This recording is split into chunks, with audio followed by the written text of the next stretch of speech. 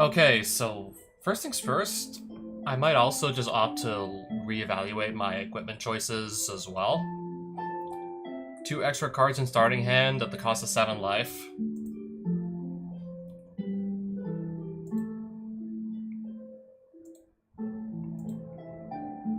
I'm not really in the business for like starting with extra life. Taps for colorless, no maximum hand size.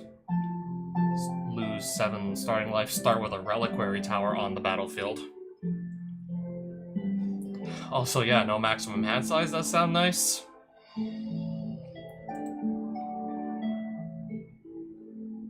An extra card and some life.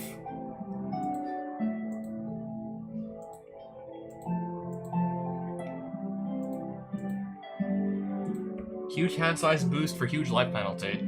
I'm only losing 3 life, and I'm gonna get 2 more starting cards in my hand.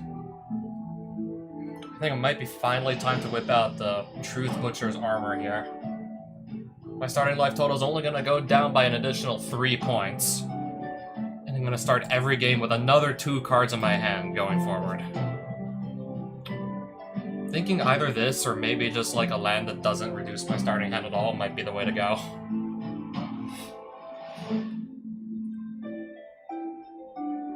So if I keep the Glintai Anklet on, my starting hand size is going to be 9. If I take it off...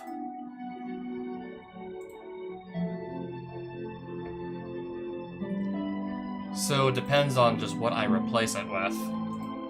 Yeah, most of these creatures do not actually make me lose cards in my starting hand.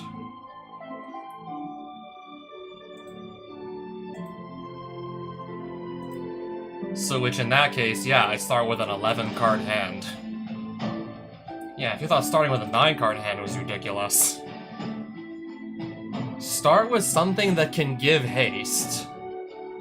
Start with a creature that can sacrifice itself to give something haste until end of turn.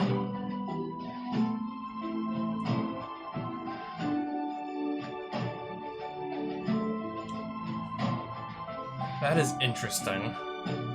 If I keep playing Narset Enlightened Master and want her to be able to attack as soon as possible. Yeah, that would be nice to just almost effectively guarantee I have a way to give Narset haste every time I cast her.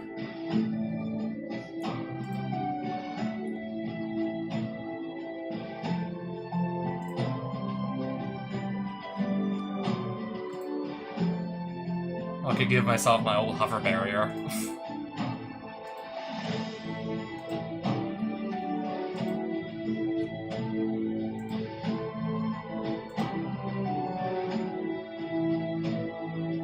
How big is the... Okay, it's a 5/5. That's how big the creature is from this. How many pairs of boots do I even have? Like, wow. Just how many pairs of boots do we got, anyways? 2/3 dragon with flying and limited to 4 or dies by fire breathing.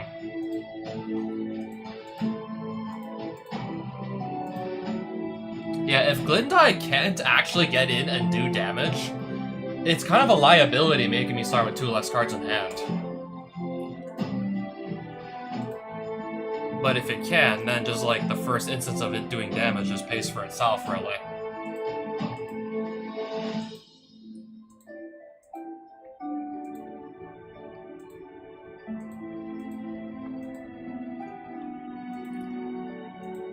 I'm not playing a rat deck, so this ain't really gonna help much.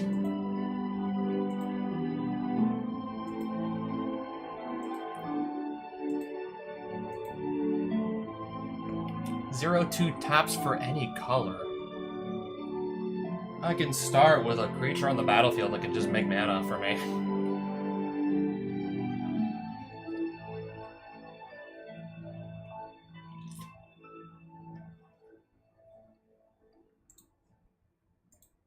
We're considering it.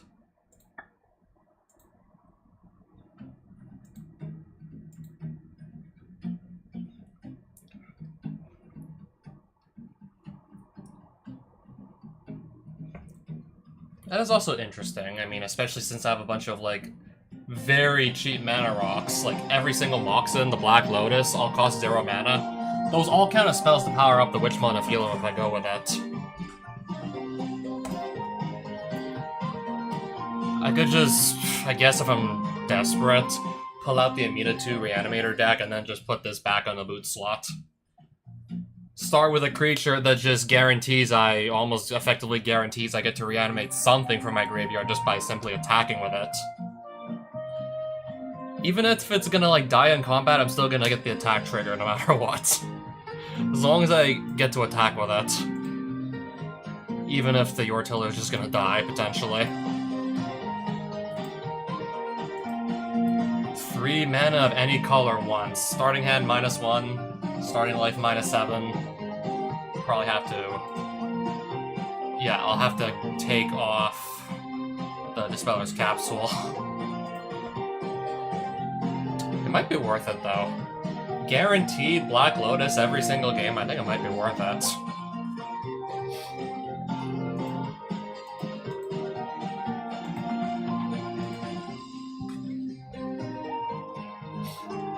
Oh, Lotus Petal. I'm thinking about actually just getting myself one of those cards, like an actual Lotus Petal. I know it's from Tempest, I'm pretty sure. And it's a common, so that shouldn't be too bad to roll for.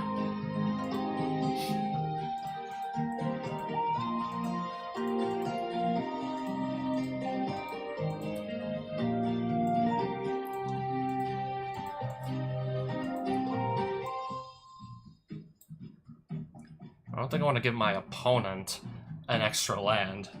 If it's Meloku, I don't want to give him any sort of advantage. He's already got plenty of advantages.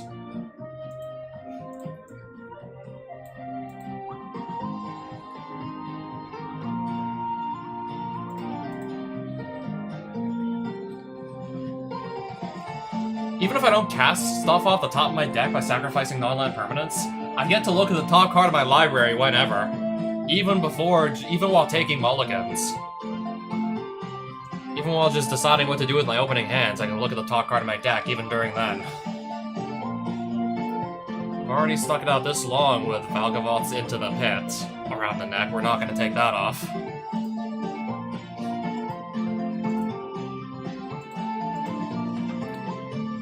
So everything in the right-hand slot looks like it's just random pieces of equipment. Is there anything I really want to just... Is there anything really good in here?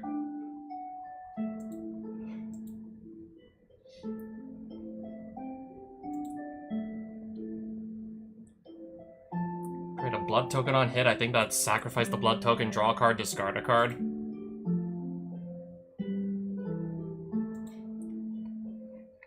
Blocking extra creatures. Equip something, give +2/+2.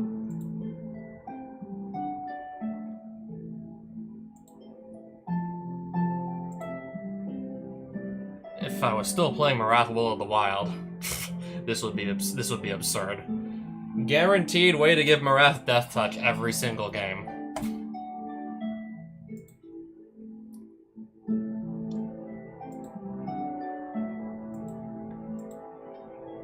Shadow Spear can also remove Hexproof and Indestructible. So that's certainly a way to get around the Mirror Shield Hexproof that Meloku's gonna have every single game. He starts with that Mirror Shield that gives Hexproof every game. That is a way to get around it by paying, I think, like 2 mana or something to just... Was it pay 1 or pay 2 mana to just temporarily remove Hexproof and Indestructible? I think it's pay 1 to make the opponent's stuff lose Hexproof and Indestructible for a turn. That's a way to get around the Hexproof. Guaranteed every game too, mind you. And it's just like probably one of the better pieces of equipment that have been printed recently in general. 2 copies of Strider Reigns. Can I just throw one of them out? Equip 4 costs 1 less for each of the colors that the equip ability targets, +2/+2 and hexproof from a mono color.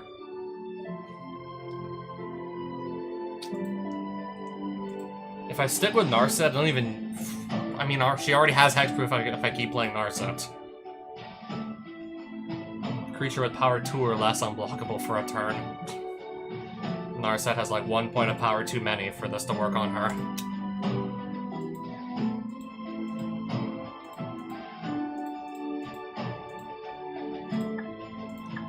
Thinking it might also be time to just start disposing of extra landscape sketchbooks as well. Yeah, any like sketchbooks I have like multiple copies of, I can just throw away.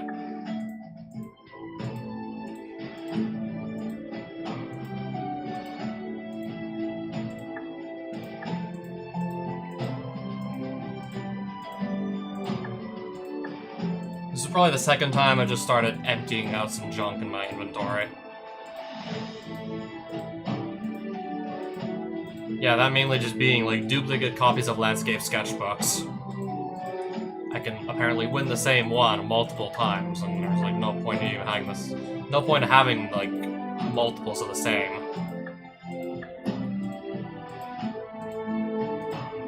It just lets me pick like different artworks from my basic lands. And multiple of the same sketchbook should be redundant.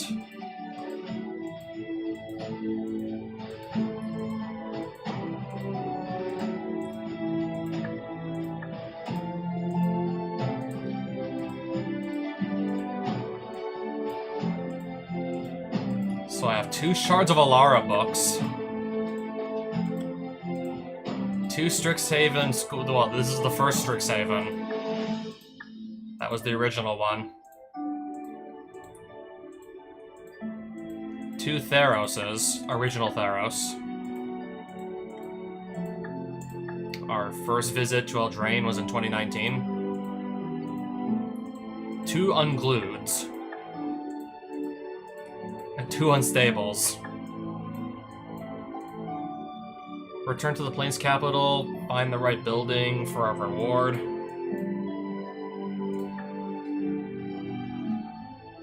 Good idea.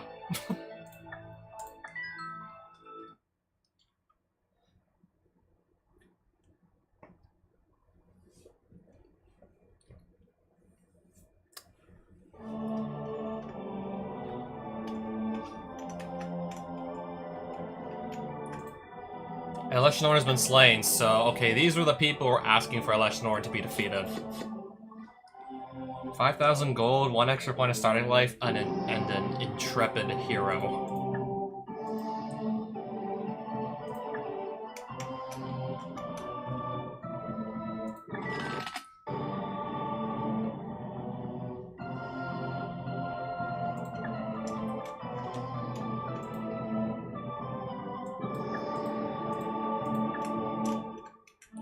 I didn't come here for more quests.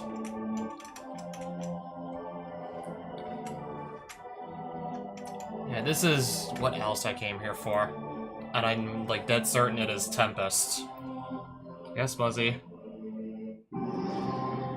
I just really want to still try and defeat Meloku. After losing to him, like, 5 games straight.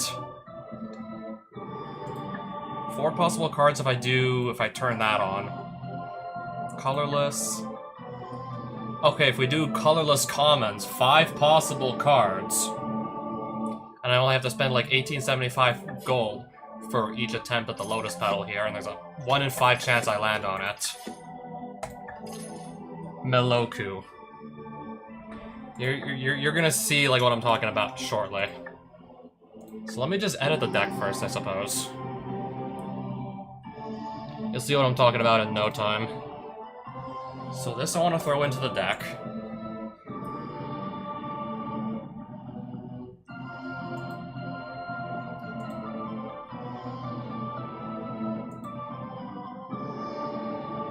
Sideline that, I guess.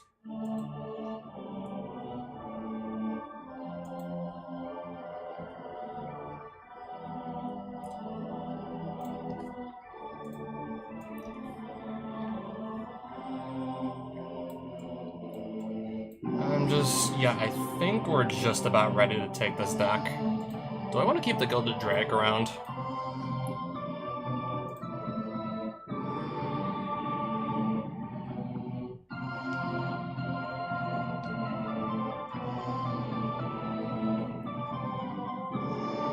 I'm thinking if I have to attack into a creature that is clearly stronger than Narset.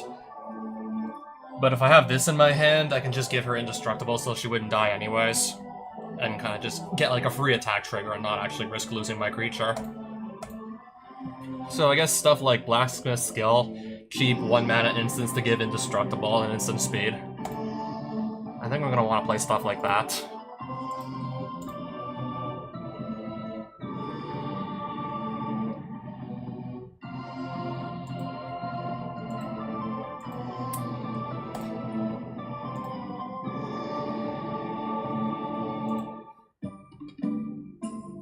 So what else can I just throw in there that's gonna make sense?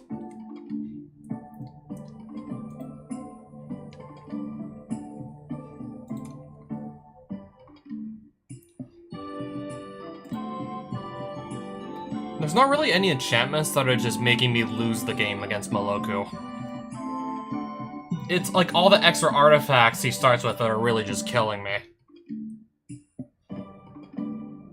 It's kind of like, it's mostly like the artifacts that kill me.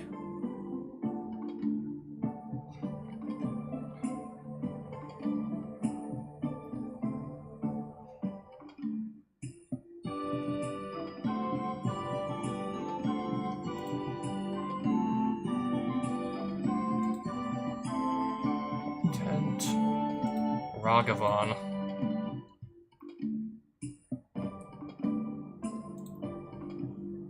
Okay, you pay 1 mana to make your opponent's permanents lose hexproof and indestructible until end of turn.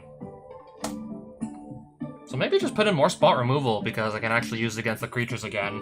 Just pay 1 extra and then whatever has hexproof I can target it again.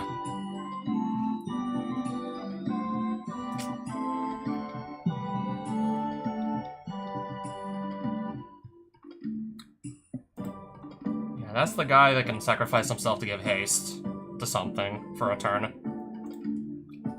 Okay, if I can play Vandal Blast for 5, I can get rid of all my opponent's artifacts in one fell swoop.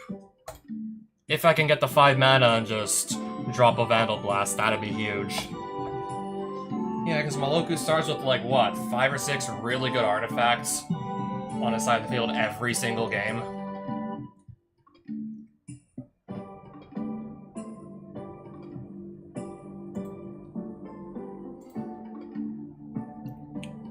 Even just getting rid of, like, 1 good artifact is still pretty good. But yeah, wiping all of them out, that's gonna be big.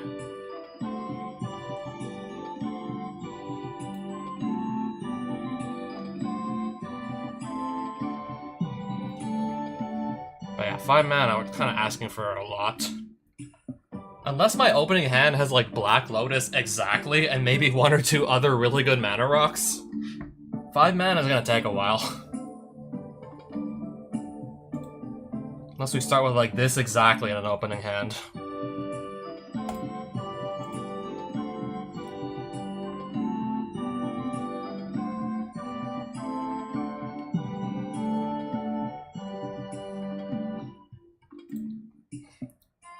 Target player sacrifices it. Okay, I can force them to sacrifice their creature even if it has, like, hexproof anyways. So if Patron of the Moon goes to attack me and it's Meloku's only creature, I could just force him to sacrifice it and completely bypass the hexproof that the Mirror Shield would give it.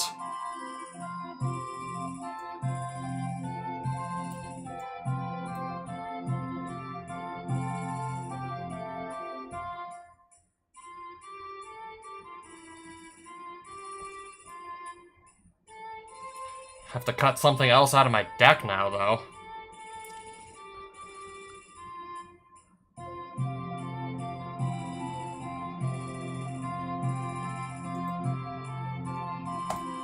Gonna sideline this.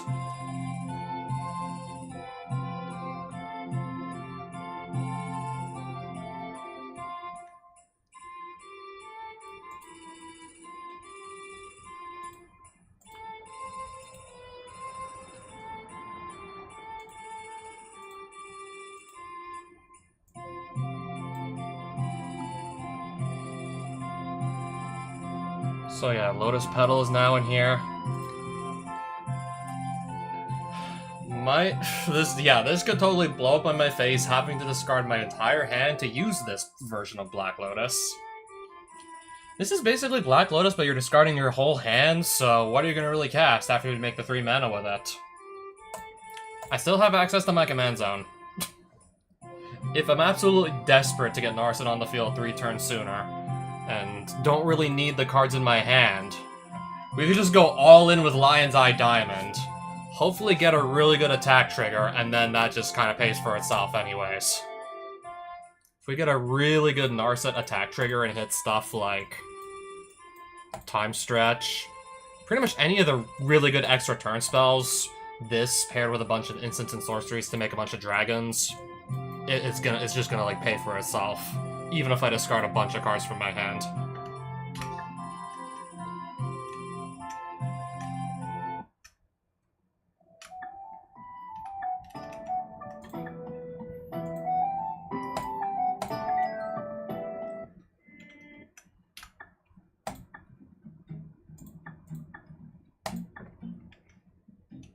Alright, now you're gonna get to see Moloku again, for anyone who doesn't know what the hell I'm talking about.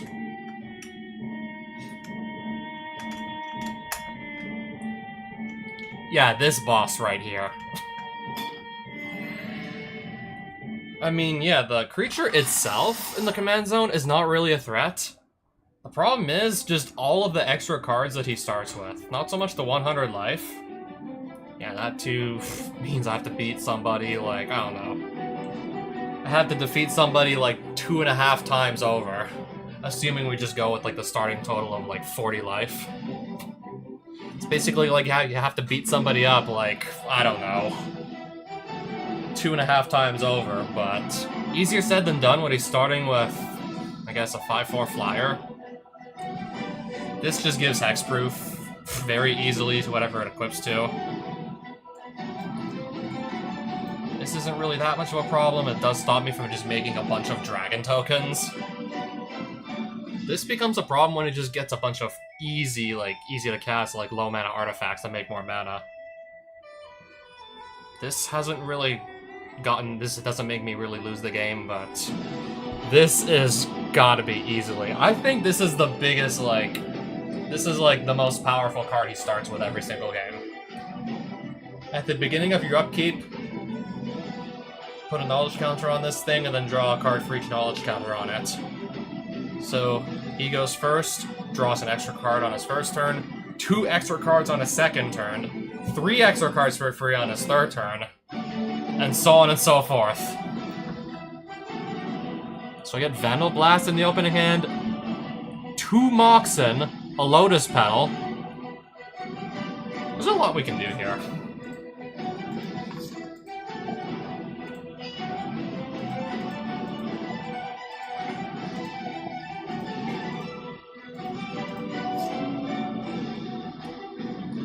Mana of any color, but I had to use it to cast my commander, though.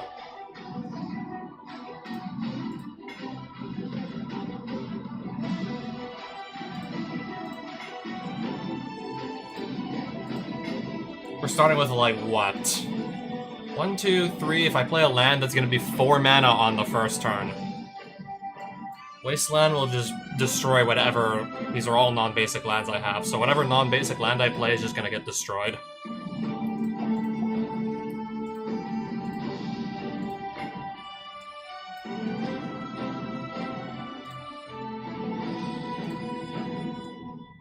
I guess I'll just force the Wasteland to go off.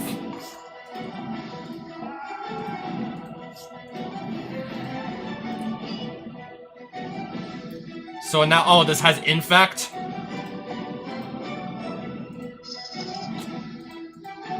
So if I get, like, 2 more poison counters, then the game's already over. And this is only the second turn, mind you.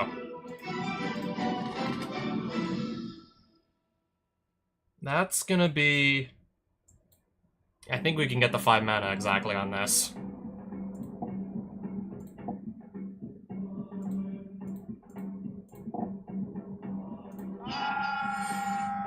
Whenever a grafted exoskeleton becomes unattached from a permanent, sacrifice that permanent. So this is dead also. And... wow. Getting rid of all the artifacts changes everything. Difference is literally night and day here. And there's Narset. I'll just pass. Time Warp. Extra turn. But what is he really gonna do with that extra turn? Just play as Commander. Like, as soon as I got all of his extra artifacts off the field, it went from, like, a pretty much, like, almost completely unwinnable matchup to... There's, like, no way I'm gonna lose this matchup now. Yeah, we went from something that was looking basically unwinnable to pretty much... Yeah. I got this now. Also, let's see what I exiled off Narset. I can destroy all artifacts again. Now, I don't think I want to do that.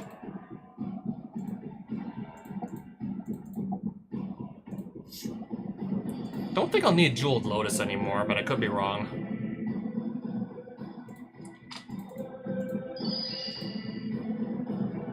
I have a counterspell and a flawless maneuver. I have 2 cards to deal with whatever Moloku could try.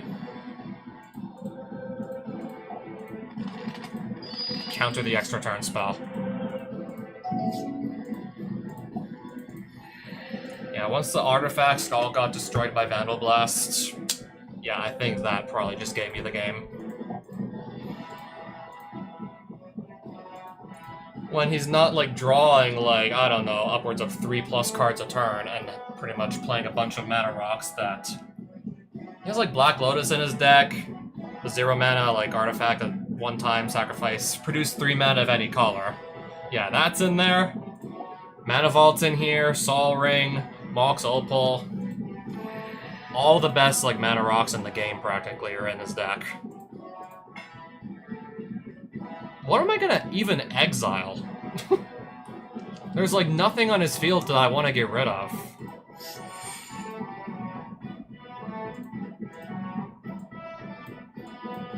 Okay, I can counter any spell he plays, practically, unless it's something colorless.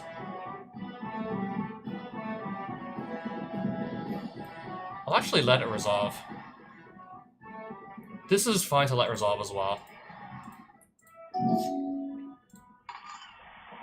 Mystical Tutor. I will go put Time Stretch on the top of my deck. Let's get my stuff indestructible with a flawless maneuver. But now I get to cast. We'll play Mana Crypt too while we're at it. Alright, I'm taking 2 extra turns here. And I guess with the extra mana, let's just do a stock up.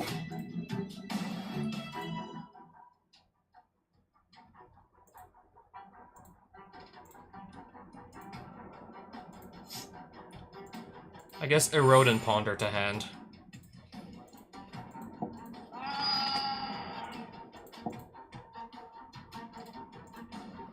Do I want to shuffle the deck?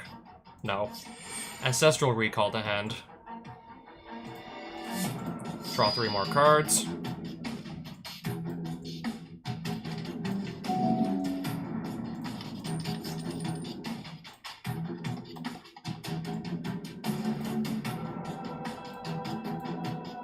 So I'm on my first extra turn right here. Anyways, I guess let's also play Shorikai. Let's attack again with Narset here. What else did I exile? No lands in hand, so Mox Diamond. If I'm gonna play this, I just lose it.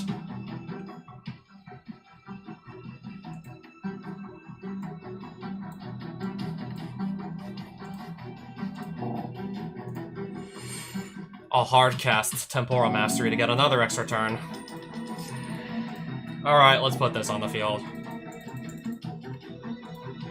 Can start attacking with that next turn as well.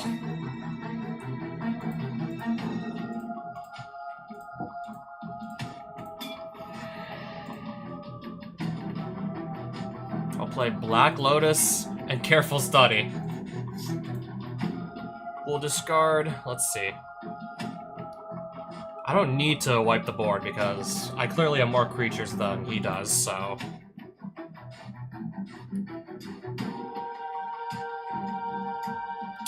gonna be something like that. Cast the Sol Ring. I'll just draw some more cards. I'm taking another extra turn here. Play a land, sure. Enlightened Tutor. Right of the Dragon Caller on top of the deck.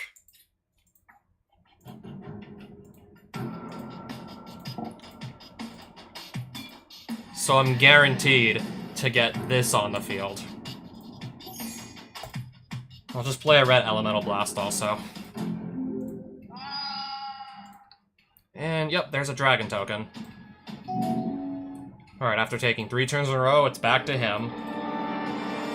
I guess if there's really that much he can do anymore at this point.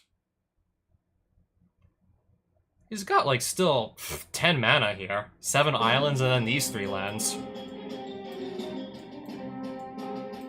But I have three counter spells in hand. But I got 3 counter spells.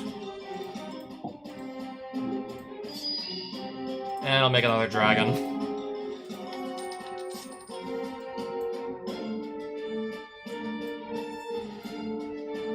Where's Shorikai? All the way over here!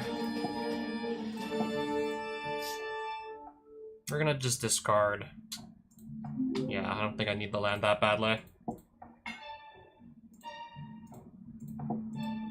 I don't know, I just really want another 5/5 dragon.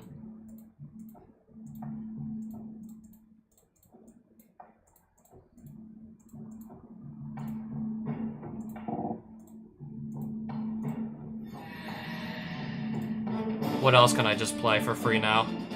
Chrome Mox.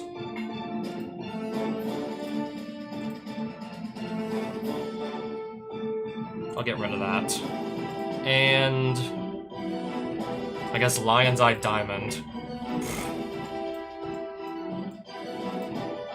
If I even need, like, 3 mana for anything. I got a Black Lotus just doing nothing. It's just, like, literally just sitting there doing absolutely nothing right now.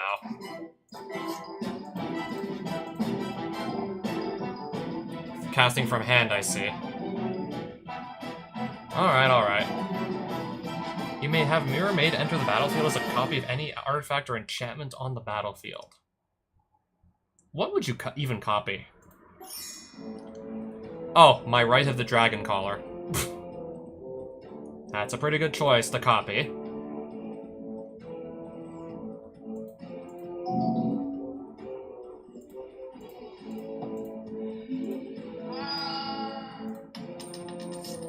Okay, Gitaxian Probe, I'll just get another... I'll look at his hand and get another dragon.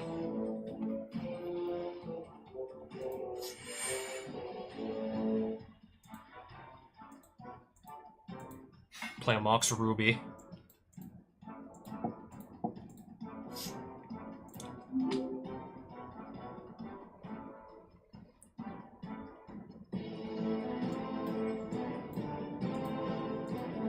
Well, let's just, once again, with everything we got, attack.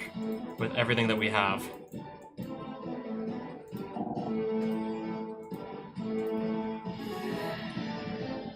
I got a game 1 with commander damage. I was probably just gonna win even without the commander damage roll at the rate we were going. I blew up all his artifacts and I just easily took over the game.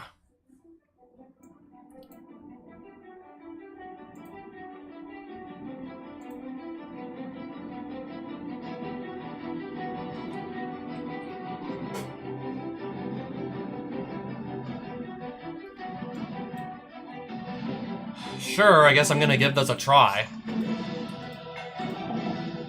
Yeah, as I was saying, Mox Opal is in Meloku's deck. Just play this, pay 2 mana with Mirrorworks, and now there's 2 Mox Opals on the field. It's stuff like this that just lets Meloku get to, like, absurd amounts of mana in, like, just the first 2-3 turns of the game. It's entirely possible you see him just play, like, 2 Blightsteel Colossus on turn 3. And I guess maybe even, like, for good measure, just take, like, 1 or 2 extra turns with something like a Time Warp or a Time Stretch. Or even Time Walk, because I guess his deck wasn't powerful enough without Time Walking it. Oh, Sol Ring, which also got copied, so this is 1, 2, 3, 4, 5, 7, 9 mana. And that was all on turn 1. Yeah, that's 9 mana's worth of permanents that can make mana on the first turn of the game. This is exactly what I was just talking about.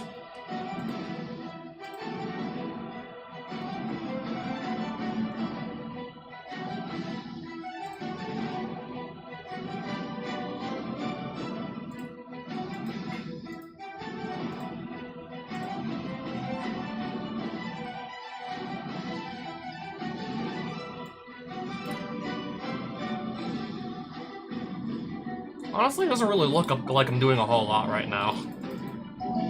I'll put down a land and 2 mana rocks. My land's gonna get destroyed.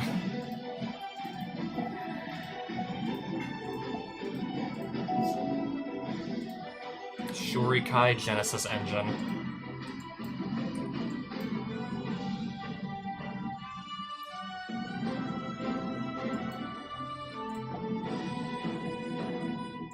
I'll just draw 3 cards and see what I find. Doesn't really look like it's gonna be much now, is it? It's not looking like a lot. Shatterstorm can destroy all artifacts. I like the sound of that. I would still need to get another turn, though, but I do like the look of that.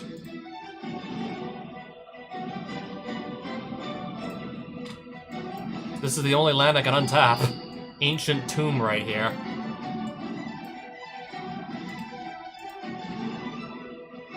I'm not gonna play this if I'm just gonna do Shatterstorm next turn, so... pass on nothing else, really.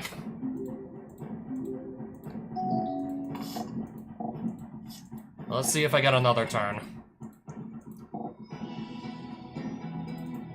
I do. Plateau.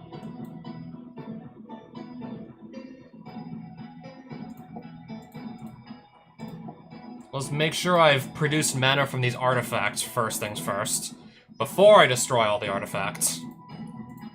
Shatterstorm.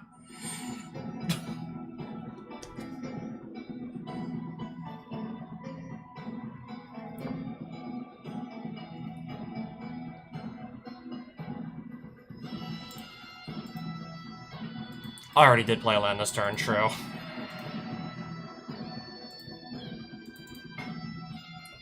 And I actually can't do anything else. Time Walk, so he's gonna get 2 turns to attack me here.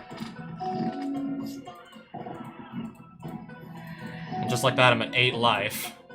Gotta deal with these creatures quickly or it's over. All I got on top of my deck is a land here, and of course everything has to fly. Of course, it all has to fly.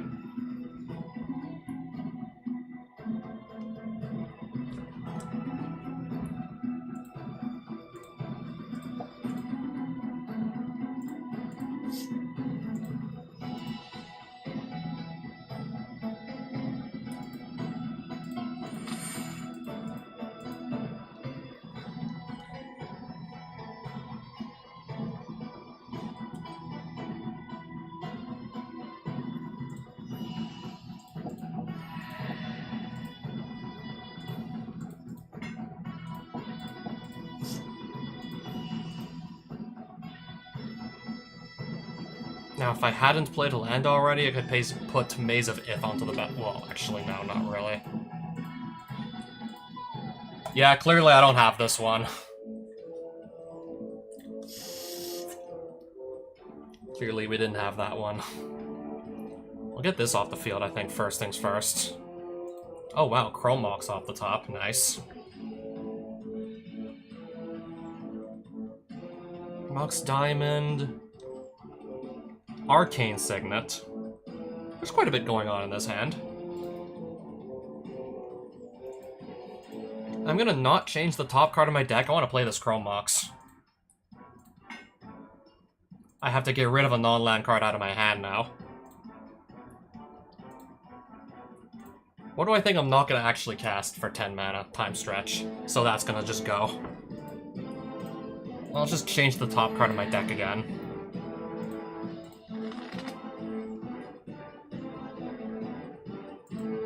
Black Lotus off the top of the deck. Okay, I like the sound of that. But what am I gonna do to get this off the field?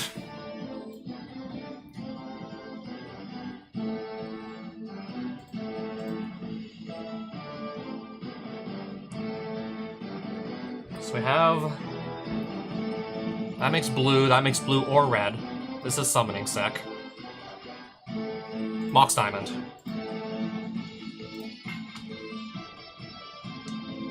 I could do Dispeller's Capsule, get this off the field. Before he gets the too many cards in hand. I'll erode that Patron of the Moon away. I'll drop an Arcane Signet.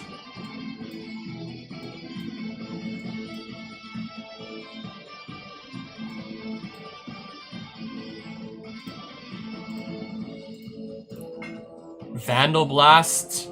I think I have to wait till next turn to do that, but oh man, when I can do that. But if I get another turn, that's gonna be massive. If I just Vandal Blast and get rid of this, and this, it should be in the bag. Time Walk. I don't think I want to risk letting that go through.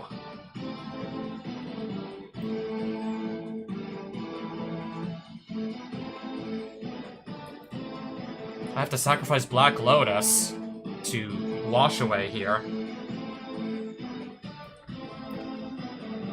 Or even counterspell.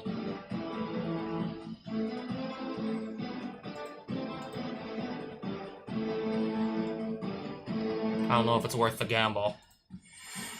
We're gonna gamble on this next turn. We're gonna gamble on him not getting too far ahead on this next turn. Wow. Play a land and pass.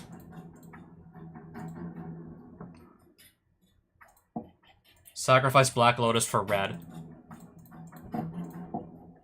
Mana Drain. Counterspell the Mana Drain.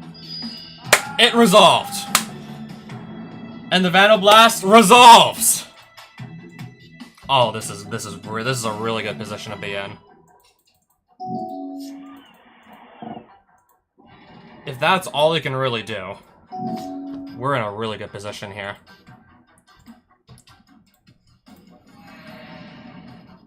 I can make 5 mana here.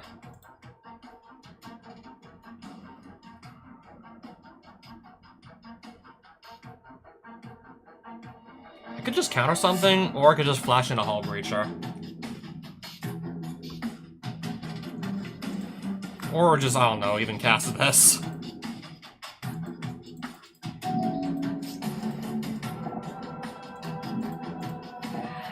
Cryptic Command might Into the Pit. He's gonna put this back into my hand and he's gonna draw a card. I'll cast the Hull Breacher. Instead of drawing a card, I'm gonna get a free treasure.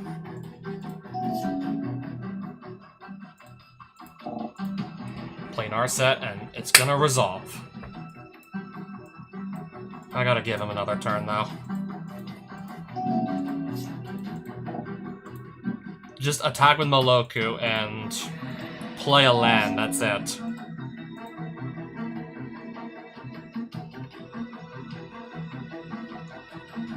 I can just force Meloku to sacrifice. Okay, but if it just makes an illusion token and then sacrifices that instead, I don't know.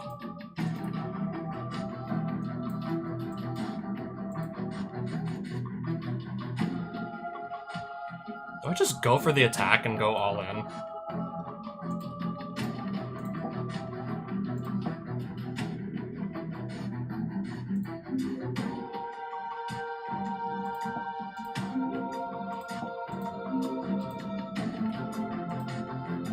Maybe I hit something good off the top of my deck, and, well, yes I do. Oh wait, I exiled this earlier in the game.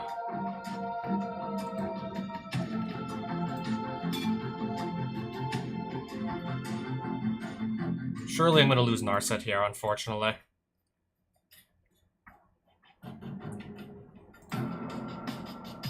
Into the Pit is in my hand, so whatever I put on top of the deck. I can't actually go cast it now.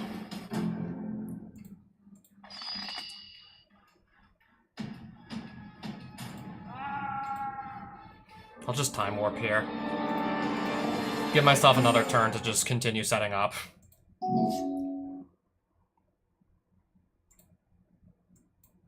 That is 5 mana.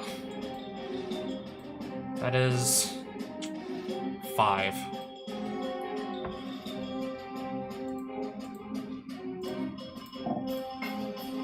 Alright, not a really impressive extra turn now.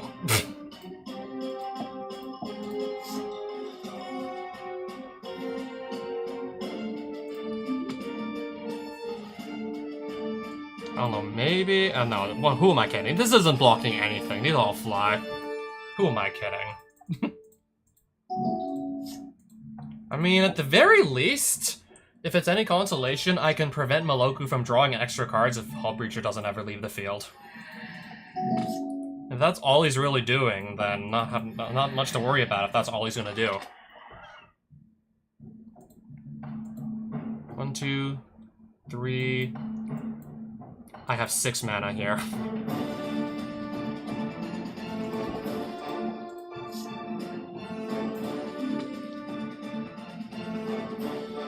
I can only keep 1 of each token because of this thing. Spell Swindle. Counter Mox Pearl. So you're gonna get 0 treasure tokens because you're countering something with mana value 0. Would I just mana drain the Spell Swindle? You know what? Let's do that. I'll add like 5 colorless mana to my mana pool, like next main phase or something. Plenty of mana to just recast Narset, so yeah, we're doing that. So where's my Mox Pearl? Wait, what's it doing in my graveyard?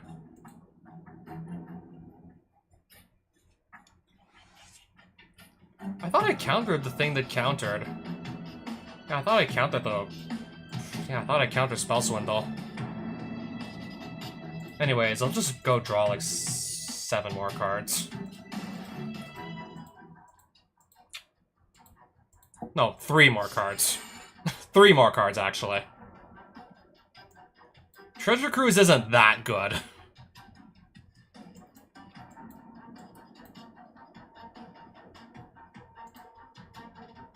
I'll just destroy this to slow him down a little bit more.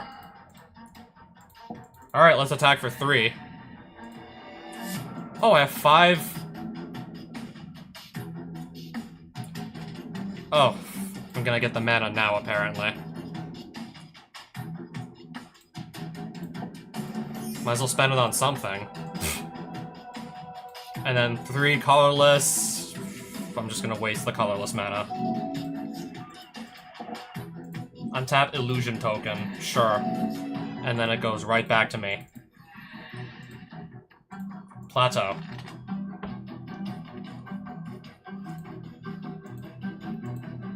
Sacrifice the Pilot Token to play Mox Ruby off the top of my deck. I'll do right at the Dragon Caller.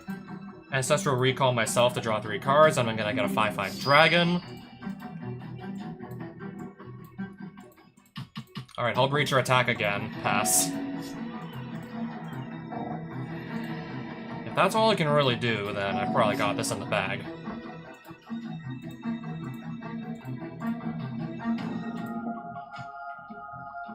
I'll just play another instant or sorcery and make, like, another 5/5 Dragon anyways.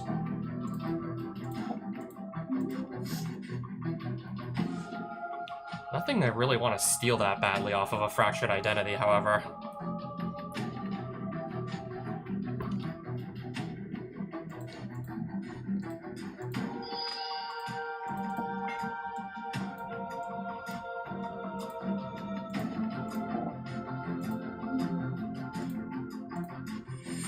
Well, I guess just... Okay, he can still recast it, but... I don't know, I guess I'll just have my own copy. We'll change the top cards of our deck. I have probably enough lands now. I'd probably have more than enough mana now at this point. Mirror Maid would copy what if I let it resolve? I might have to, actually. I think I have to let it resolve here.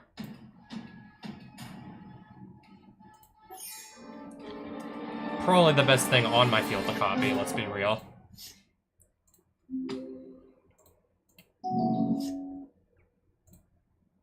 I'll play another land. Absorb energy, targeting Narset. In response to that, I can wash away. Absorb energy.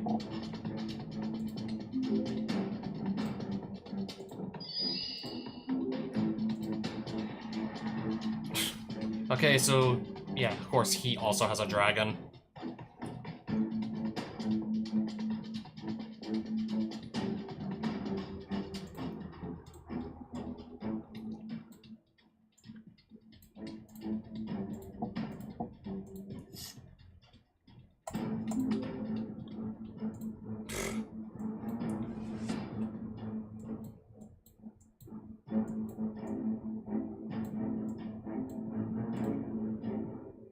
We're just gonna pass for now.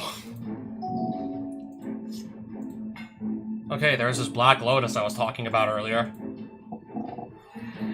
You may cast spells from your hand without paying their mana costs. I'm pretty sure I have to counter this. Force of Will. I do not. There's no way I want to let that resolve, otherwise if it did, Meloku could just play everything from his hand for free. Yeah, that I'm like, okay, we have to probably counter this. Unless I want him just playing all this stuff for free.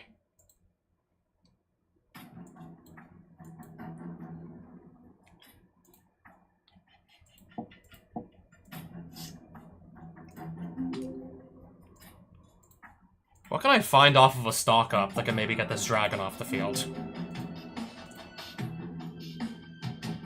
Swords to Plowshares! And I'll take a counterspell.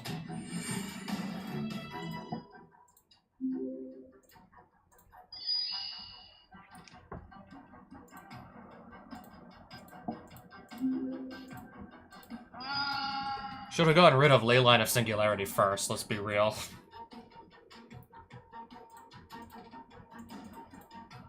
Yeah, now I'm definitely in position to start swinging. Now let's see what I hit with Narset. Cyclonic Rift. Can I do the overload cost? No, I can't. I'll get that off the field. Red Elemental Blast will just destroy this illusion token. I mean, there's nothing else on the field to even hit. It's not like there were any other targets. Mirror Maid will resolve. Path to Exile, but there's no creatures to really get rid of right now. Attack with everybody.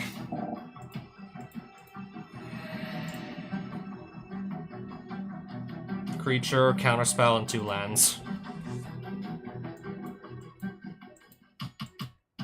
Where's Shorikai? I don't think I need a Maze of Ith right now. I'm just gonna put another creature that can just start swinging for lots of damage. For just 3 mana.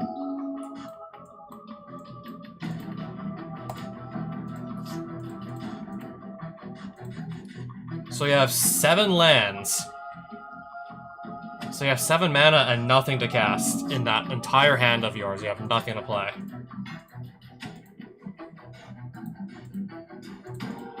I'm gonna exile another land, apparently.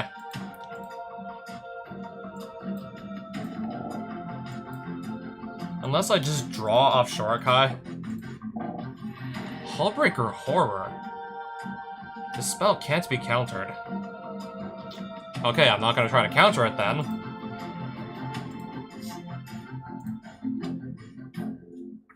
Path to Exile, the Hullbreaker Horror. Yeah, we're getting that off the field. And then, I'm gonna play for free. Careful Study.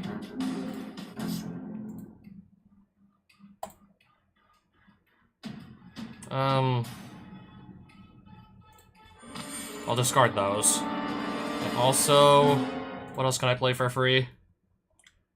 Some Lightning Greaves. And I'll put this back into his hand again.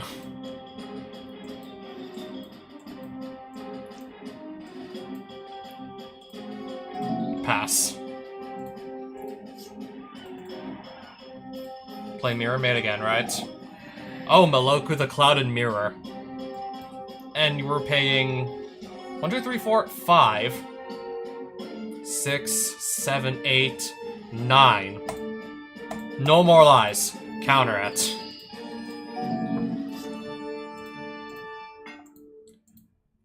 And I think this is gonna be the end. And that's a wrap. Alright, any good loot? It better be good. Time Twister. A second copy of Mox Pearl. A second copy of Ancestral Recall. It's looking like it's gonna be really good. The 1996 World Champion. I wasn't expecting that. 1996 World Champion? What does this have to do with Meloku?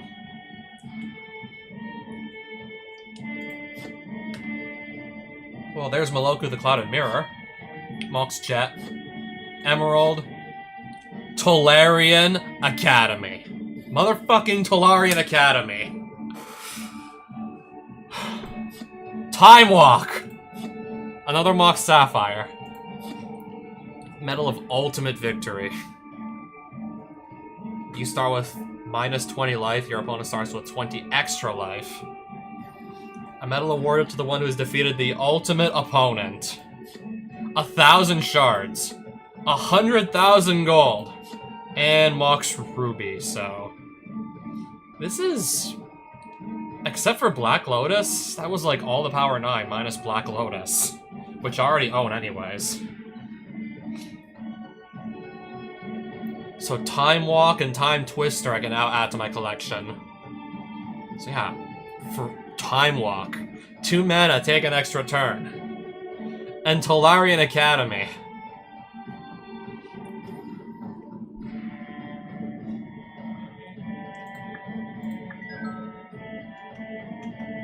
Does Meloku ever come back if I just leave Re-Enter, or is he gone for good? Or is he now gone forever?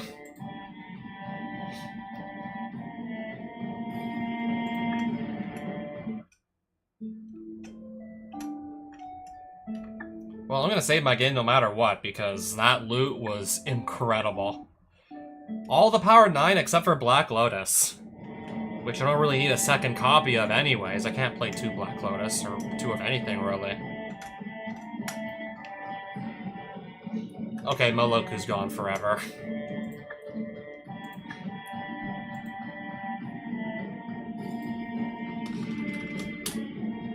With all the, like, mana rocks I have to just play, it'd be crazy not to play this in my deck if I have it as an option. Oh, imagine if I also just start untapping it multiple times a turn. That's when things really get ridiculous. And then there's our Time Walk. And we'll take out also, let's see, what else could just go?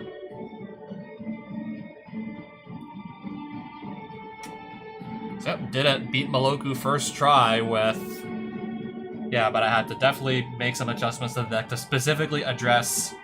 Specifically, we had to address all the extra artifacts he started with. That I had to address specifically. It was either that or just keep losing, like, game after game. What if my next opponent is not, like, running mono blue? Then what? So yeah, what if the opponent's not on blue?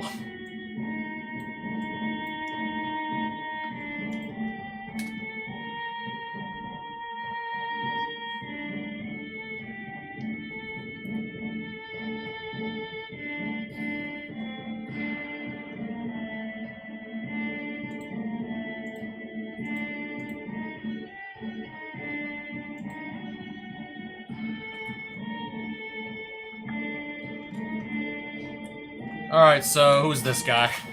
Joda. I've beaten him already.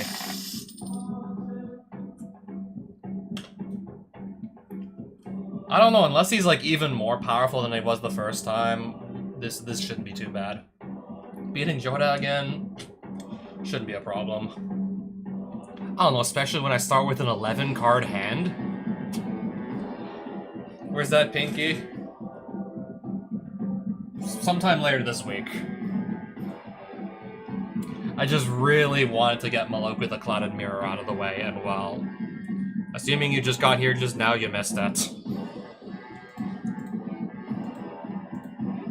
Basically, long story short, I think I just beat like the hardest boss in this specific like adventure mode, the Realm of Legends one. So we start with 2 artifacts every single game, which is hilarious. So that's making at least 2 mana minimum.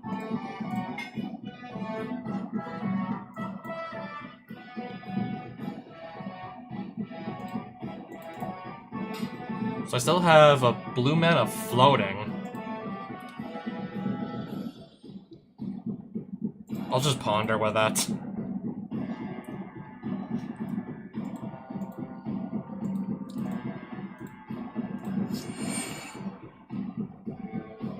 We'll just hold this for, I guess, another turn.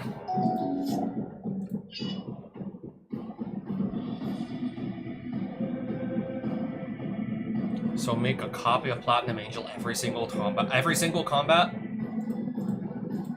And it has haste. I might want to still do something about this, especially. I might want to do something about it.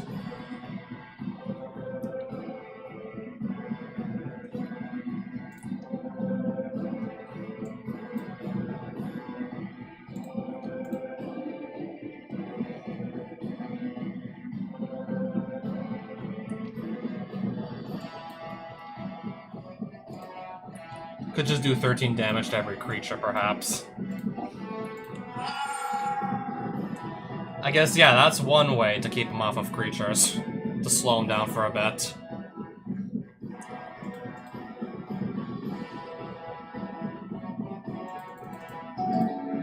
Spending my entire turn to do this. Golos, Tireless Pilgrim. I'm gonna just throw a Force of Will at it. I'll just counter this thing. Try and just keep him off of creatures. No, we're gonna play this front face up.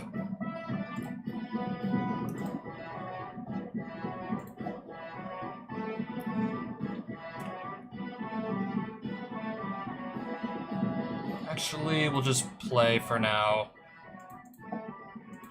Shorikai Genesis Engine.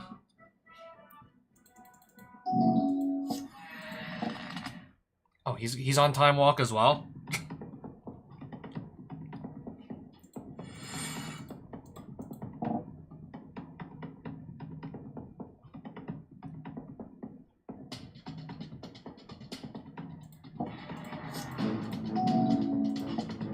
We'll just draw some cards, I guess. Oh, Bribery. Can't believe I forgot about that one.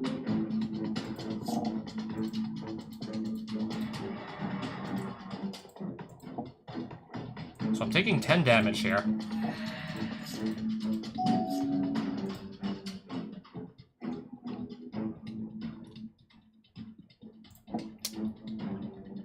We'll make 1 more mana and we'll play Bribery with 2 of our lands here. Emrakul the Aeon's Torn is not in his deck anymore, right?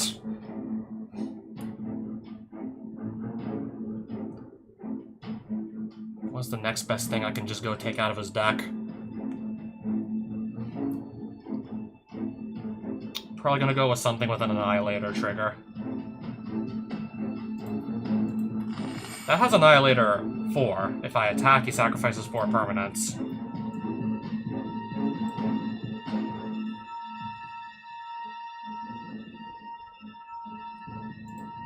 I think I really want Elesh Norn off the field.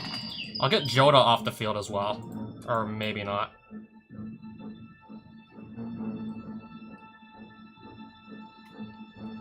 Actually, we'll just hold that thought for now.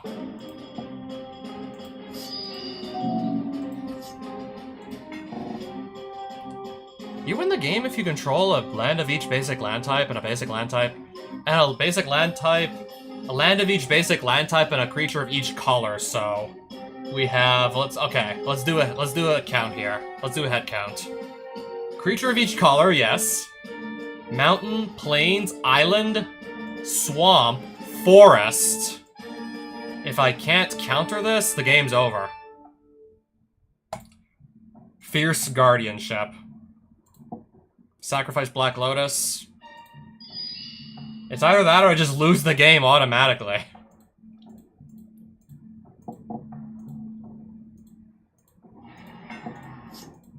Okay, do I get another turn? Now, how do we approach this? Produces all 5 colors of mana. Wow. How do we approach this? If I attack, I just make him sacrifice 4 permanents. That's gonna be my first move. See what gets sacrificed. Like 4... Okay, 4 cards in the back here.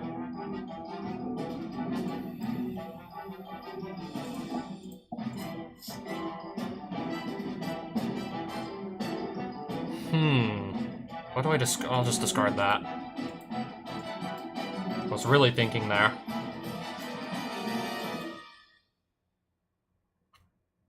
So I can Mana Leak, I can Erode something. Well, if I don't counter this, I'm gonna be in deep shit.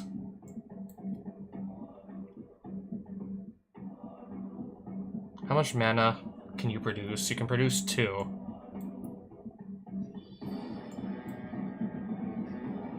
He's got 2 floating. Counterspell. Oh wait, this would survive it though, technically.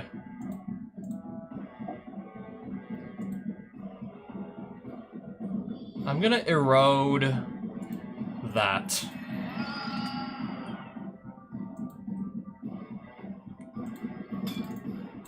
I'm taking 4.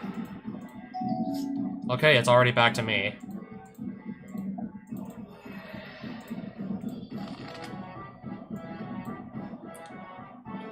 So if I go and attack... Alright, he's down to like 6 lands and an Atraxa. This is becoming a lot more doable already. This is becoming way more manageable already.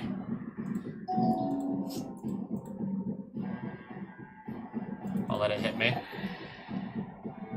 Whenever you cast a legendary spell, draw a card. If I Mana Leak, you can just pay the 3. Let it resolve. End step, I'll just Hull Breacher.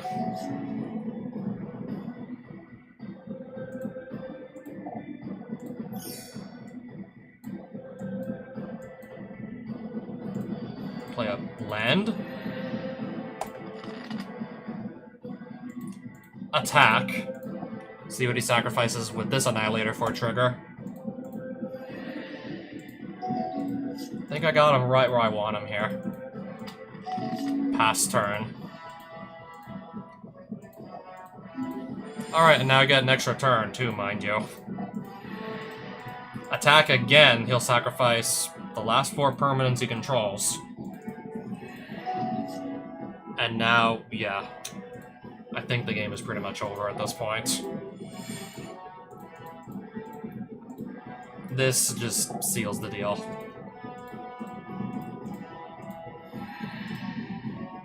Time stretch, yep, that's gonna seal the deal.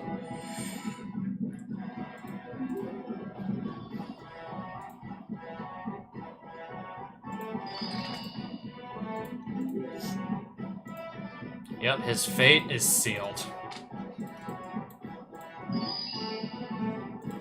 I still have like 3 more extra turns coming.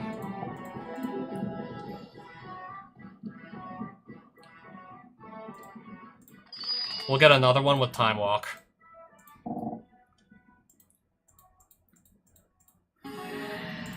We don't need it. Clearly, we wouldn't need it.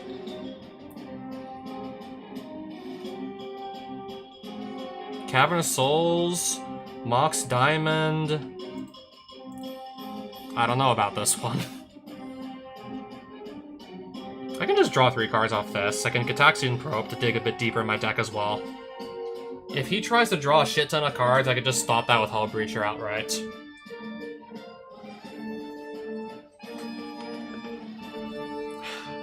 We'll just go for it.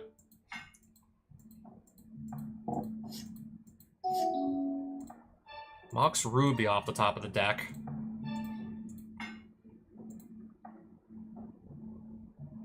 Wooded Foothills. I'll Mox Diamond, get rid of the Cavernous Souls.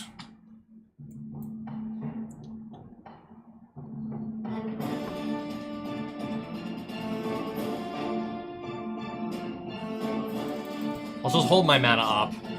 In response to the Equip 5. In response. Erode. I'll wait for him to pay 5 mana to equip the Helm, and then I'll get rid of the creature. Spend 5 mana to achieve nothing. Yeah, that's more like it.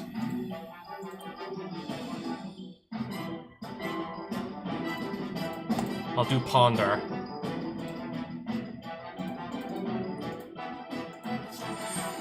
I'll just play this Boros Signet, and then I'll Gitaxian Probe him here.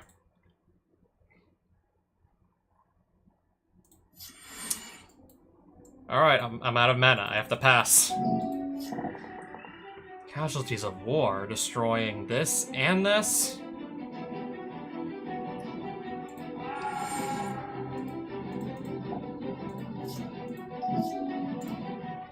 Just play another land, I guess.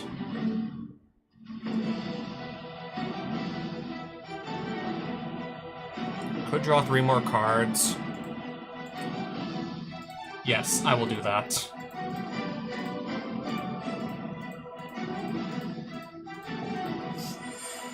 Play our land.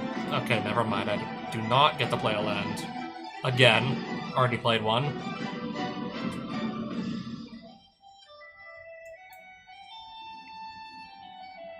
I'm just gonna say pass.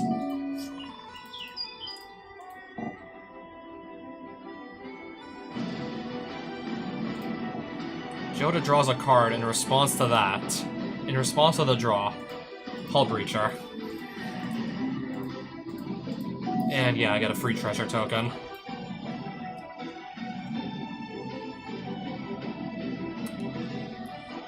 That makes mana, that 2, so I have 3, 4, I have 5 total.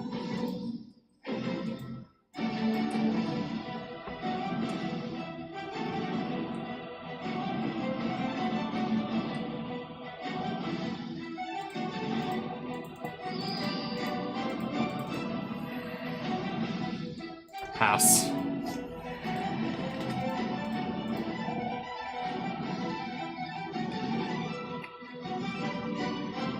I'm gonna counter this thing.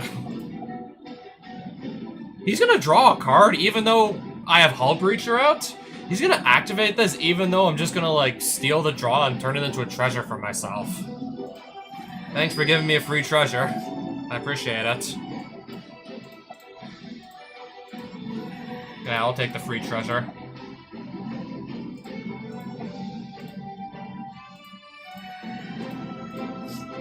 Jeweled Lotus. Nice.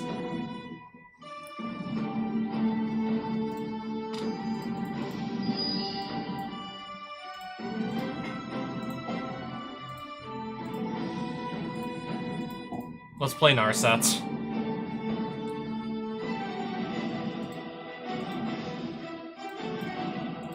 Tap this treasure for... Oh wait, the treasure's gone.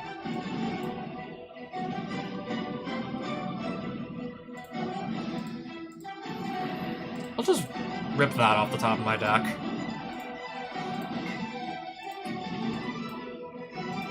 Pass.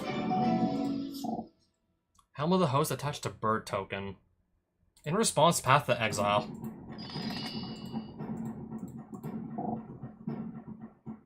Okay, that makes all 5 colors of mana. It does enter tapped. Fucking idiot. I'm gonna get another free treasure token.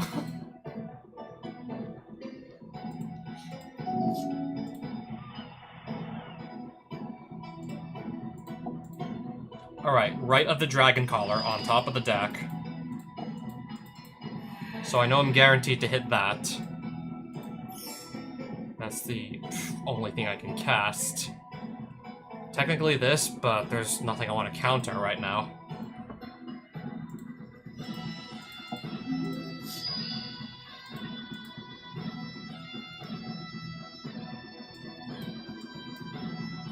I'll just pass it back to him. So, unless I counter this, I have to sacrifice a creature, discard 3 cards, lose 5 life.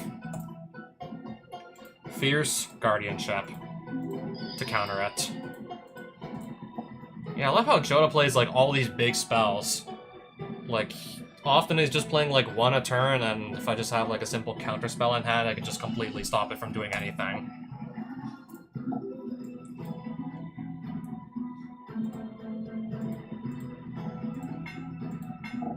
Blackblade Reforged attached to Joda the Unifier. 1717. Okay, that's big. That is huge!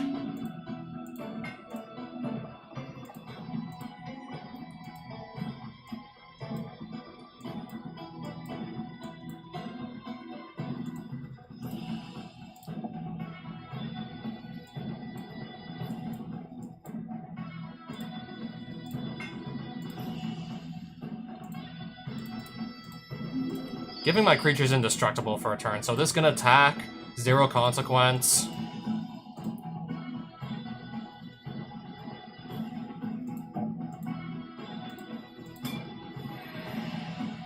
And I do trigger Narset again. And we just found a Time Walk in there, so I take another turn.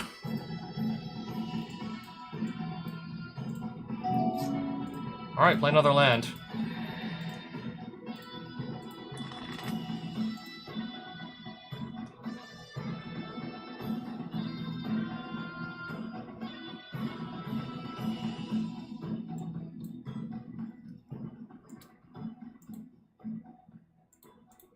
I'm just gonna go for the attack again.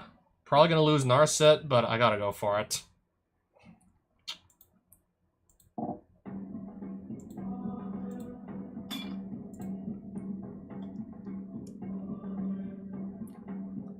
Nope, she's gonna die. I mean, I have to look and see. I still get another turn, so we should still theoretically be fine. I do get to keep playing.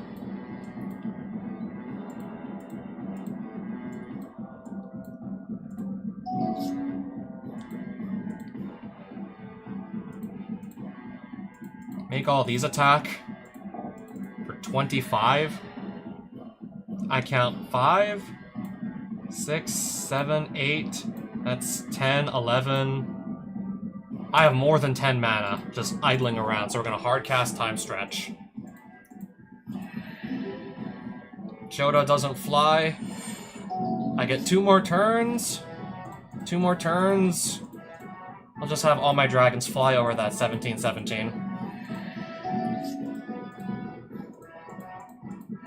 100 life. Pathetic.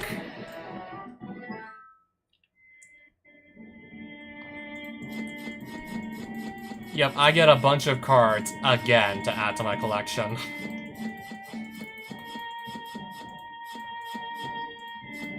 I got another copy of Black Lotus. Command Tower again, also. But the commander's robes.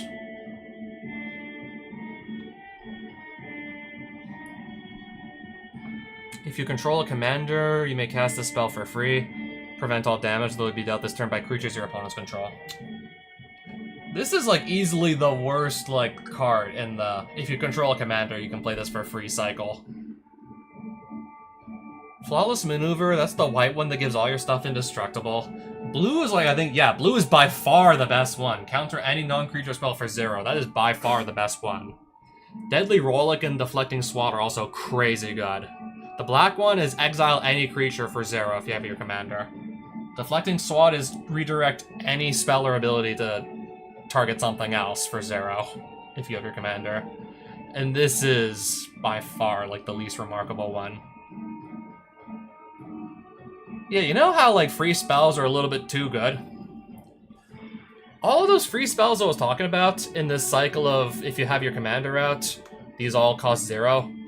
Every single one of those cards in French Duel Commander is banned except for Obscuring Haze. If you go see that ban list for 1v1 Commander, Flawless Maneuver, Fierce Guardianship, Deadly Rollick, Deflecting Swat are all banned. This is the only one from this cycle that's legal in that niche format. Because, yeah, it's just really not that... Okay, speaking of, like, the free spells, there's Deadly Rollick. This is the only card in that cycle that isn't banned in that, like, 1v1 format. I mean, of course, in your typical multiplayer commander, just ignore everything I said. These are all legal, and...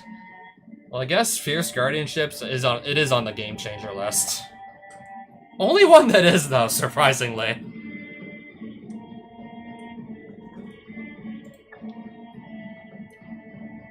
A bunch of Triomes I don't think I need. Oh yeah, speaking of which, that's Deflecting Swat.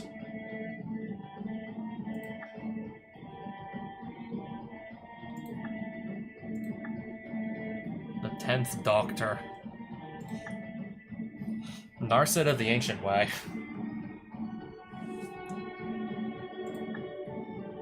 Yeah, playing this on my Narset deck. I think I'll still pass, though.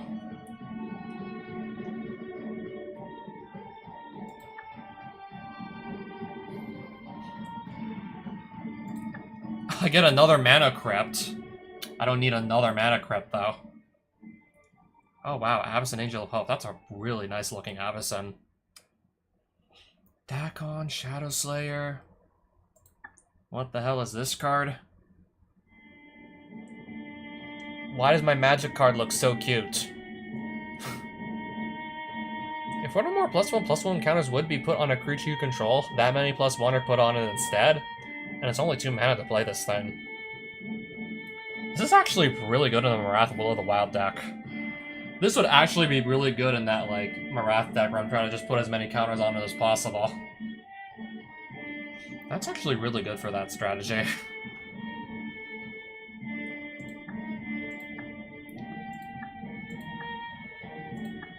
The 13th Doctor. If you control 8 or more artifacts with the same name as one another, you just win the game.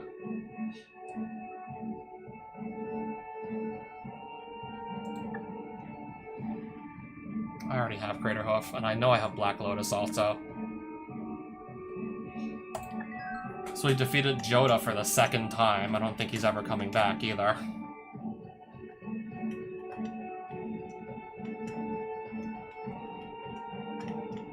So at this point, do I even bother, like, filling out my 10th deck slot?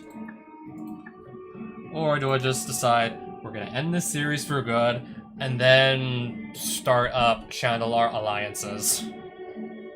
I've been meaning to do that earlier, but I just really wanted to feel like I've finished Realm of Legends to the greatest extent possible. Fill out all the deck slots, but I might not even, like, actually make a 10th deck.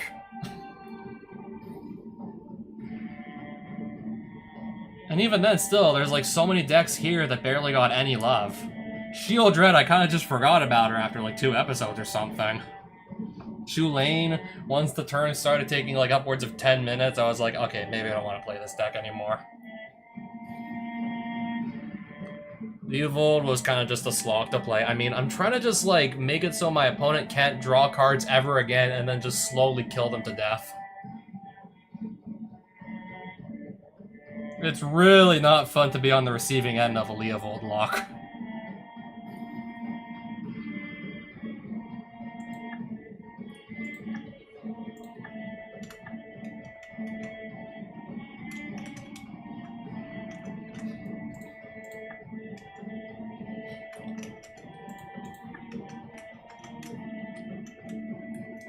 I could go fight all the 5-colored legends again, but honestly I don't really feel like doing that. Not really sure if I want to go refight anybody else at this rate. I really do feel like I've done just about everything there is to do in this Vigilant Sarah's like adventure here, the Realm of Legends one. And we have like 800,000 gold. And it's like, I don't even know what to spend it on now.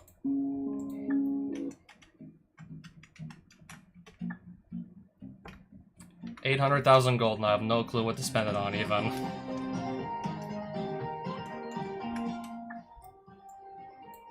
I've probably done like all the hardest dungeons by this point, surely now.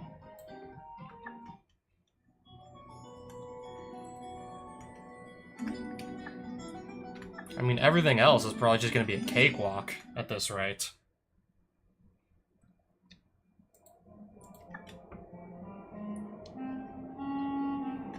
I mean, I sort of started Valor's Reach and I never actually cleared it, so I guess let's just beat up everyone else here. I guess let's just finish this off. This should take, like, no time at all. Oh, I'm still starting with my 11 card hand. Yeah, this should take, like, no time at all.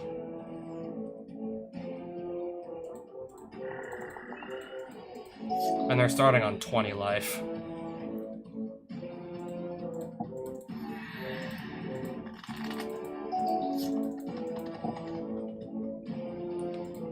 I'll let them draw some cards, it's fine.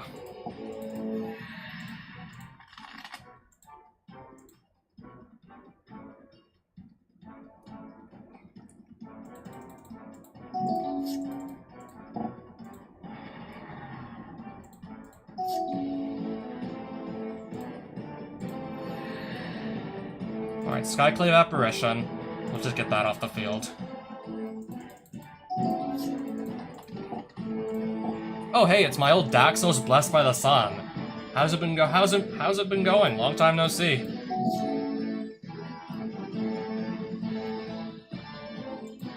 Oh, good old Daxos.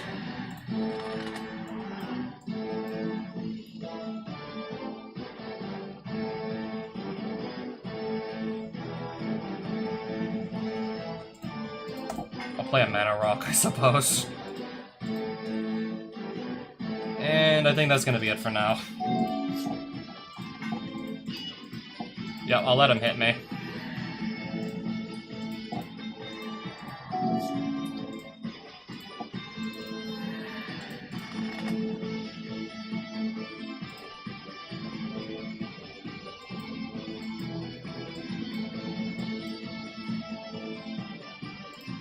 I'll just do a brainstorm here.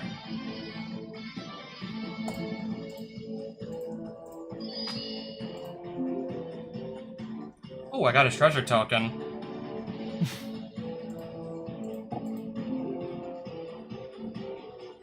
Whenever I cast my second spell each turn, or draw my second card each turn, Trouble in Pairs lets them draw a card, but it's just gonna turn into treasure because I have Hull Breacher out. So if I just, like, trigger this, I get free treasure. Just by drawing extra cards, and playing multiple spells in a turn, I just get free treasure. That's hilarious.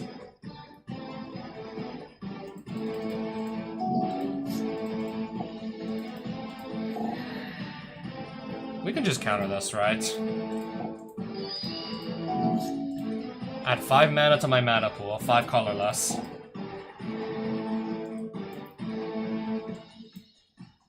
Okay, we're giving Narset haste with our Lightning Greaves. And now it's time to get to work here.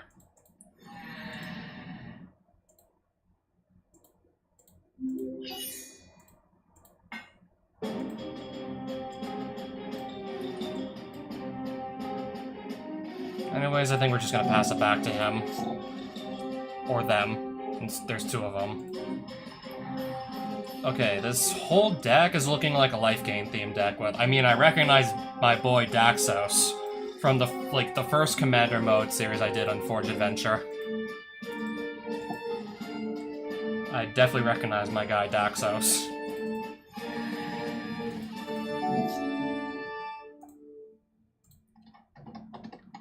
Okay, we can probably easily overload this, so... that is gonna be a blowout!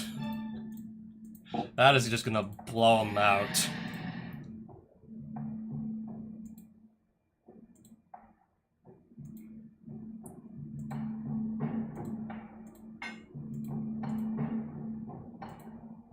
Discard a land. Just put a Mox Diamond on the field. And we'll just draw 3 cards for 1 mana with our Treasure Cruise. Play a Mana Crypt. Sol Ring. I've technically already beaten this motherfucking game.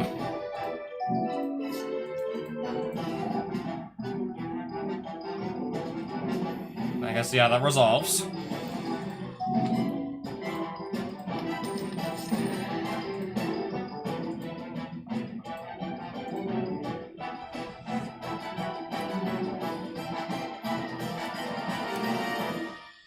Anyways, I think we'll still just try and attack and see what happens here.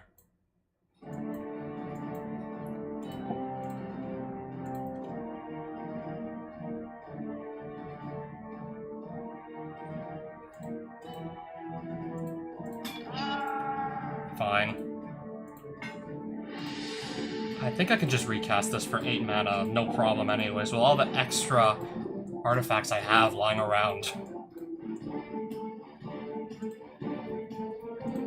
Oh, and I have 10 mana to spend on Time Stretch after spending 8 on Narset. That is hilarious. Alright, I take 2 extra turns. Chromox. We'll just play it.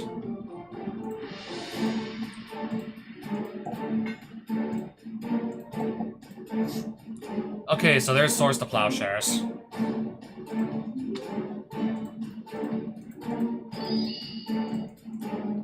Anyways, yeah, there's no way they're gonna be untapping at this point. I get another turn, I'm just gonna kill him that turn.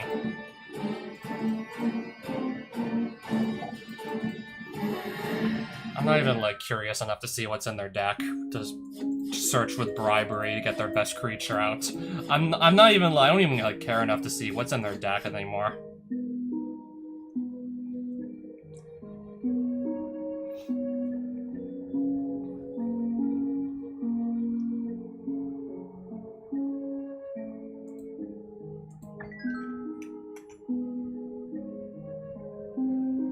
This next opponent is killer. Their Forbidden Romance won over the sensitive folks, and their Forbidden Magic won over our bloodthirsty viewers. They're bringing hell and heaven, forbid if you get in their way. It's Regnat and Krav. Yeah, literal angel and demon. They fell in love and they were fighting together. And of course I just kicked both their asses, unsurprisingly.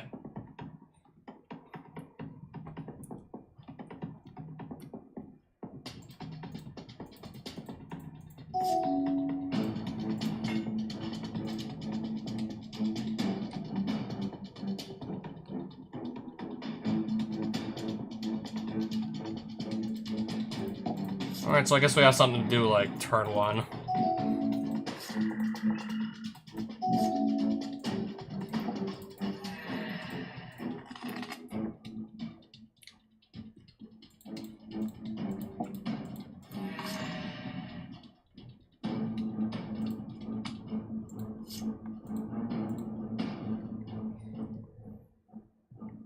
We'll just pass here.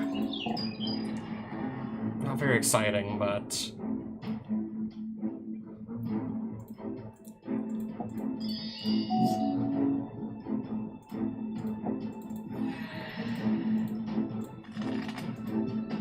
I mean, it's like, what do you expect? We just went on to fight, like, a bunch of easy opponents. After literally going through hell and back, just trying to deal with... Yeah, after going through hell and back dealing with Meloku, now we're just fighting all the easy opponents again, so it's like, what do you expect?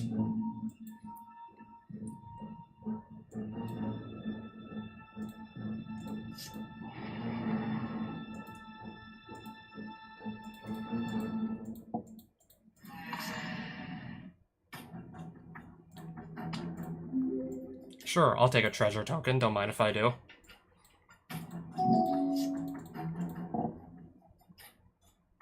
I'll just counterspell this.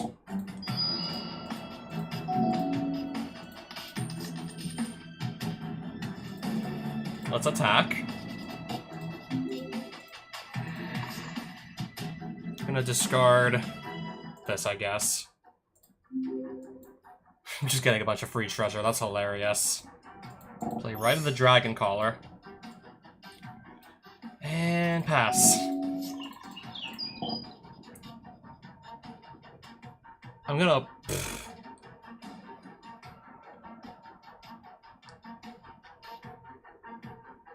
Let this thing resolve. It's just a 2-2. That forces everything that can block it to do so.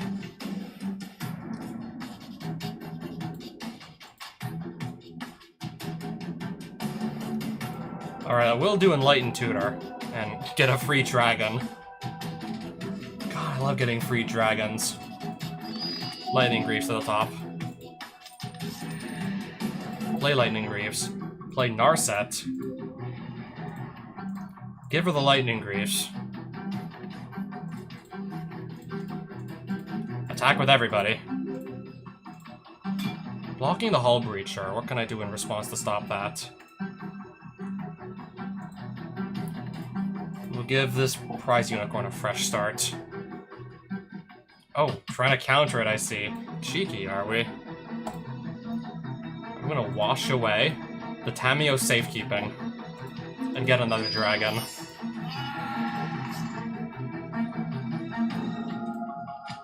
Oh, I'm gonna take another turn for free.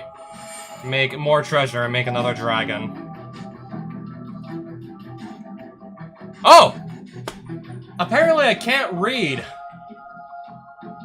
Apparently I can't read magic cards. If I would begin an extra turn, I don't actually take an extra turn.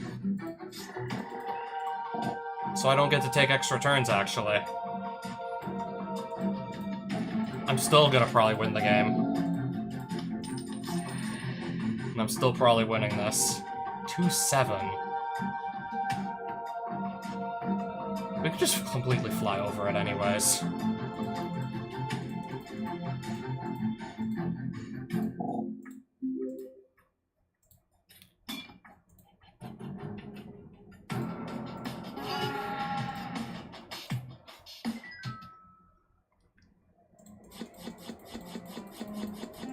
Yeah, I forgot about that. Trouble in Pairs. Yeah, I mean, it really doesn't come off often.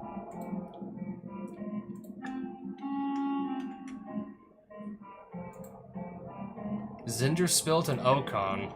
Who are these? Yeah, just taking a bunch of extra turns. Not too many decks try to just chain ridiculous amounts of extra turns like this one does.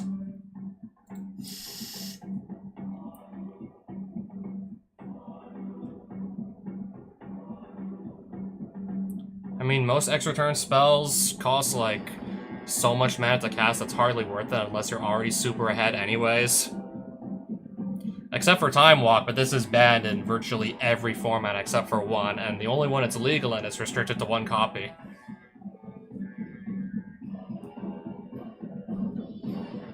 And that's, like, never gonna change either. So let's get this off the field before we Time Walk, otherwise we just waste the perfectly good Time Walk.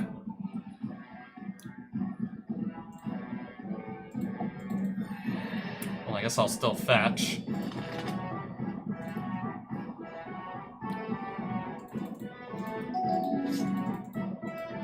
Sure, you can play that. Ancient Tomb, Dispeller's Capsule, Destroy, Trouble in Pairs. Gonna be a little sad if I draw Hull Breacher. Then I won't get, like, free treasure tokens just by playing into it.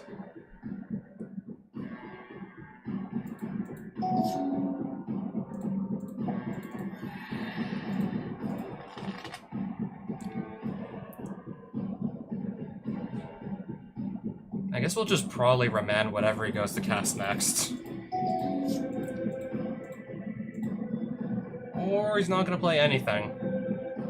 Huh.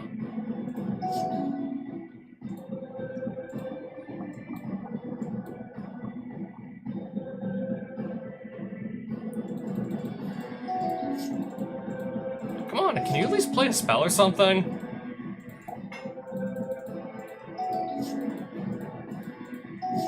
Yeah, there's okay, now there's definitely no way I'm gonna be losing this game.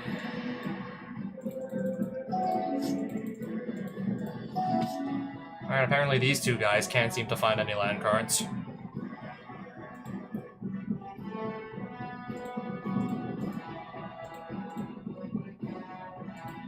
Alright, I just completely, like, forgot to attack with anything.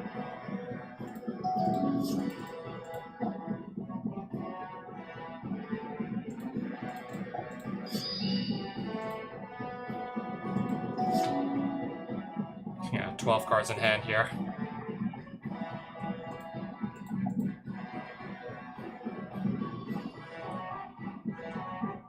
We're gonna do Expropriate on the top of the deck. And this time, I'll remember to actually go attack with Narset. Mana Crypt, Chrome Mox. I'll get rid of Time Stretch, I guess. Lightning Greaves, Expropriate. So I get to take a permanent of his to steal, and I get an extra turn.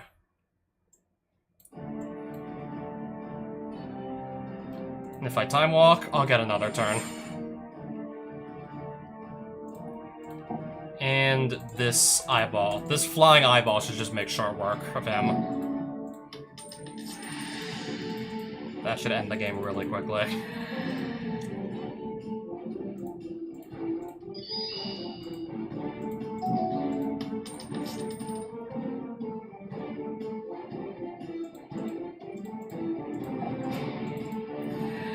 So he's a 1 life. Alright, so Time Warp, Bribery. What's the best creature in your deck so I can steal it? I'll just take the Locust God.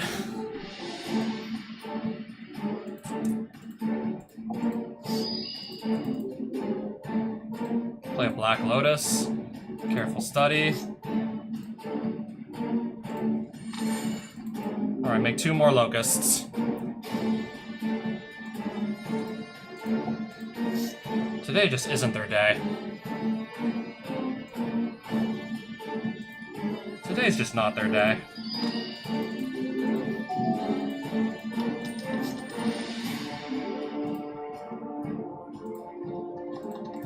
Alright, we'll kill him with the Locusts.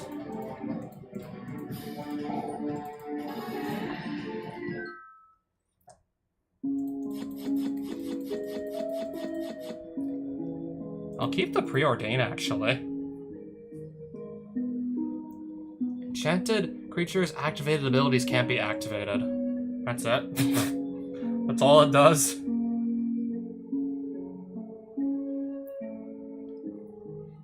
I can give something double strike until end of turn.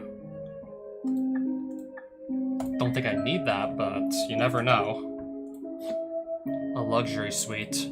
Enters tapped unless you have 2 or more opponents. I'm never gonna have 2 or more opponents.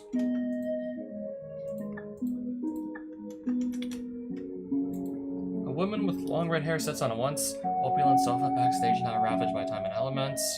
So you're the one everyone thinks has what it takes to unseat me as champ. I really should be doing this properly in the arena, but something about you just rubs me the wrong way. I think I'll just kill you now. Najeela the Blade Blossom, right? Yep. Warriors, your team controls have haste. Sacrifice Triangle of War to make one of Najeela's creatures fight one of mine. And then, of course, the Trouble in Pairs.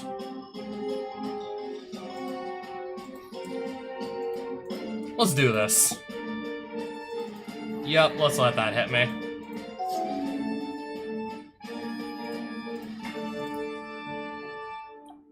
Anyways, I just want to get my stuff out there as quickly as I can. Even if Najeela gets to draw a few cards.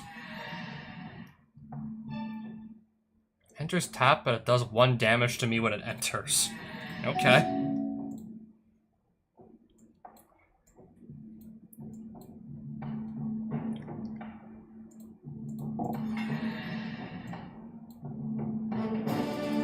Pass.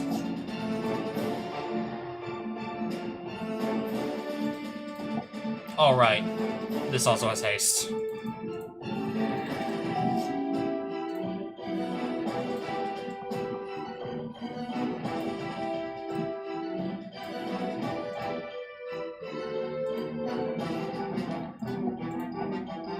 Can I play Narset now? Yes, I can.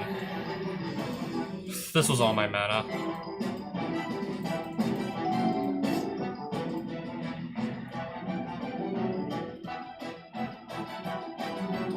I'm seeing if this is anything I have to worry about. I don't think so. Anyways, I'll let this hit me. Marsh Flats.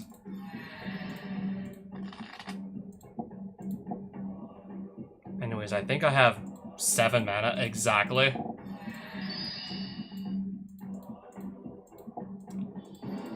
And now we're just free to swing.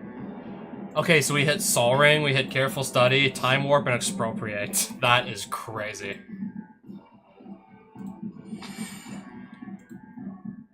And there's a Time Walk on the top of my deck, too, just waiting to be cast next turn.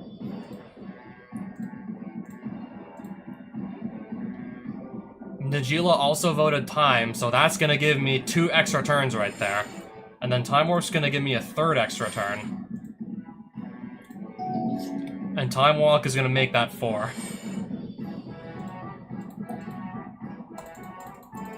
Just like that, I got 4 extra turns all in a row.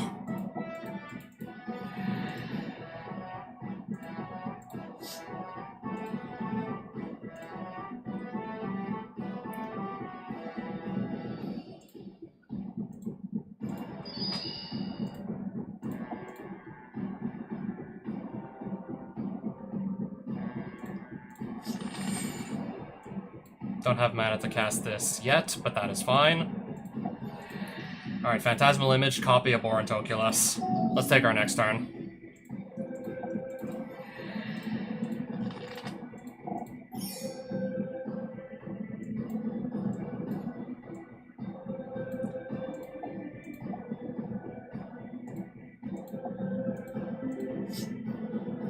Discard 2 cards, don't mind if I do. Untap 3 of our lands. Treasure Cruise.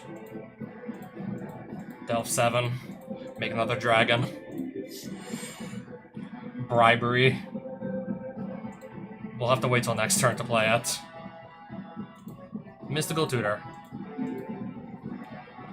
Alright, I'm taking 2 more turns. 2 more extra turns coming. Arcane Signet. Mox Pearl. Time Stretch. Make another dragon. Play a Bribery. What's the best creature in their deck? I want to see this. That is like a lot of cards I've never seen before. Holy crap, that is a lot of cards I've never seen before. Without a really good mana base, how do you expect to, like, juggle all these colors anyways? That is a lot to take in there.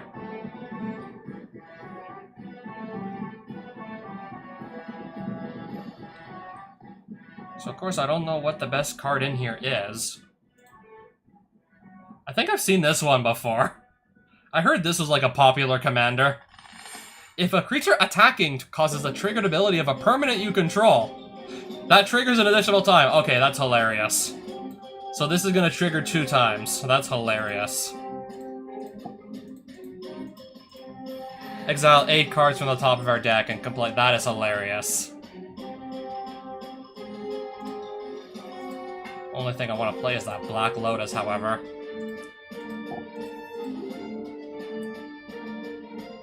Four lands and a Timely Ward. I guess I'll make her indestructible. I don't see why not.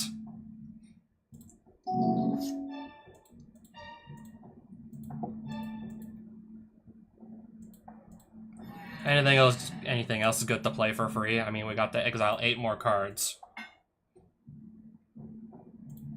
Hit a bunch of lands, apparently.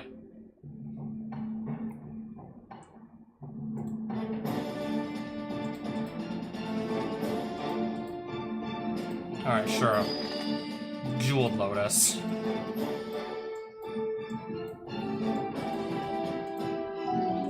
Okay, I still have another turn. Play a Jeweled Lotus.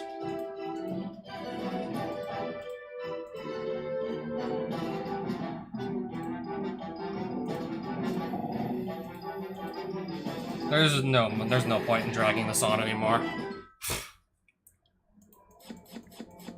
Okay, yeah, we get it. Najeela's having a really rough day, we get it. Alright, now I get to keep her Triangle of War.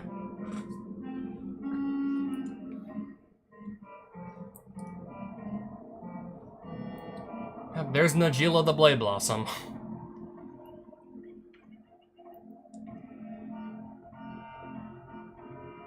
Yeah, that looks like a bunch of cards out of her deck that she just dropped. Winota Joiner Forces. That's... yeah, that's pretty wild. Whenever a non-human creature you control attacks, you can look at the top 6 cards of your library and just put a human creature card from among them onto the battlefield, tapped and attacking. Basically just cheat stuff into play for free.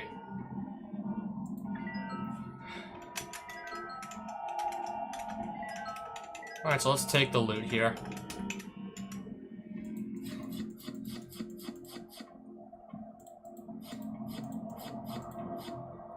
Blaze. Core Spirit Dancer, which I already own. There's nothing in here I need. Champion's Helm, that looks nice.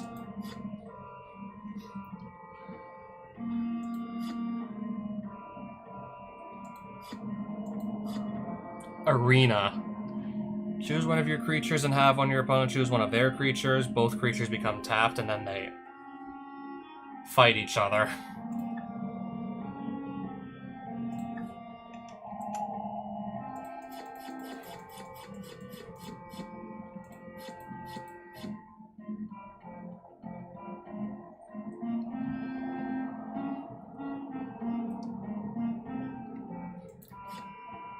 Stunning reversal. Who's this guy with purple hair?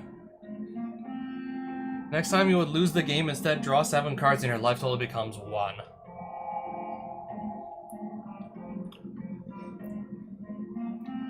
I do like the sound of drawing 7 cards. I don't think I've really seen anyone seriously play this, though.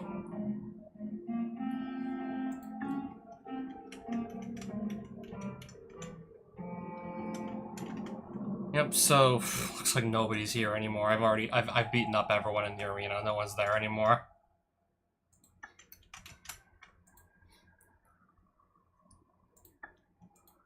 I already bought like a bunch of random spells from this guy. Don't really think I'm gonna bother to do that again.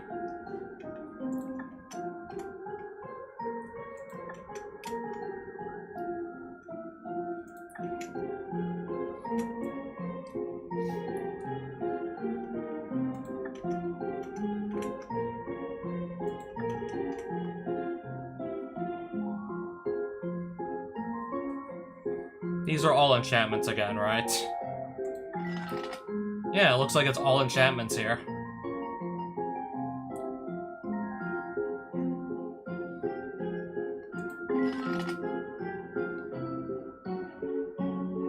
Detained by Legionnaires.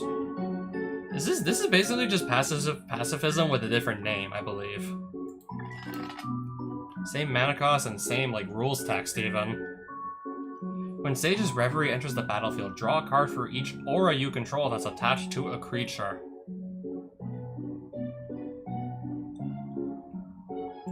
4 mana steep, but that still sounds really nice on Light Pause if I can cast it for 4 mana.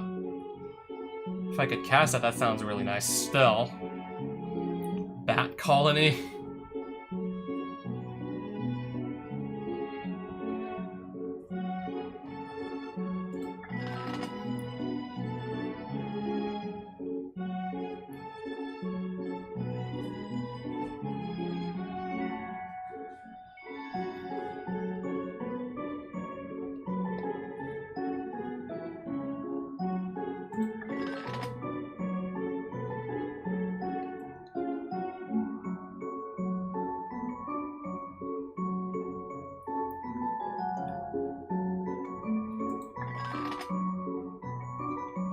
Enchanted creature is a 0/1 insect artifact creature with indestructible and loses all other abilities. I mean, these are just cards that would be nice in a Light Pause deck that I'm picking up. I guess if I'm even gonna, like, play that anymore. 1 mana aura that has flash. The stat boost is nothing to be impressed about, but the flash is nice.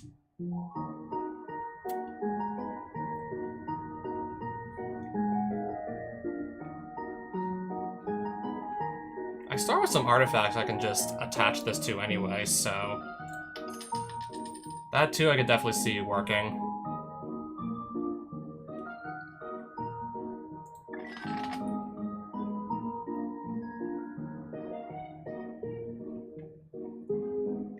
This is just better pacifism, right? Enchanted permanent can't attack or block, and its activated abilities can't be activated.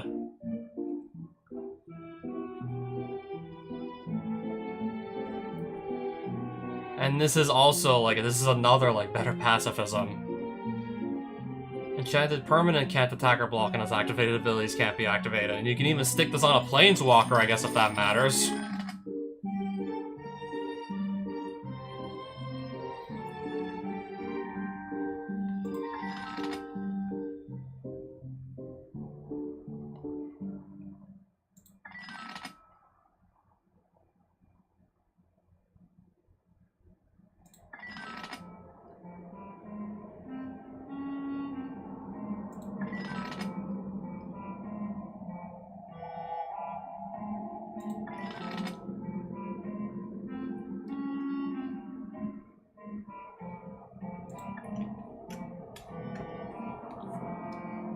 Oh, this is even more enchantments. Even more enchantments are for sale, apparently.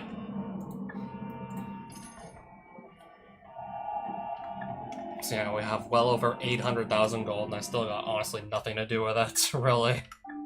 Nothing that I that badly want to do with 800,000 gold. Yeah, I know.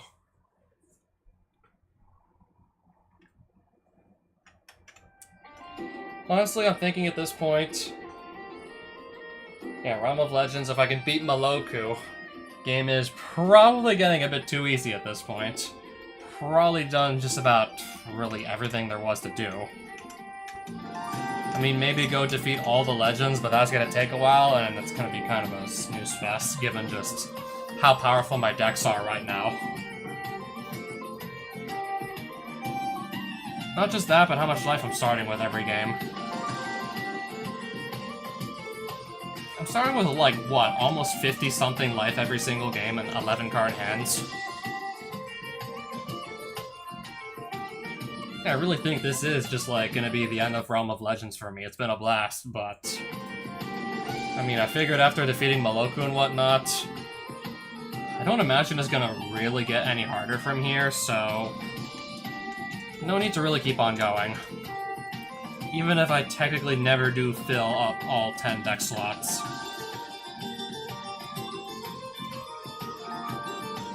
I don't know, I just feel like there's like too many options to pick from here. The 1996 World Champion, that could be funny. There's a lot of options to pick from here, but... I mean, we could just build like another commander deck whenever we want, really. It does not have to be right now.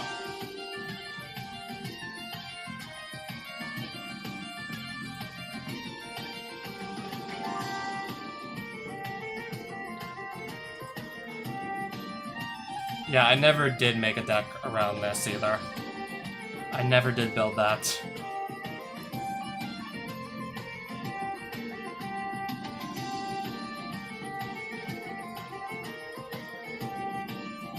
What commander deck would you make if this was what your inventory looked like?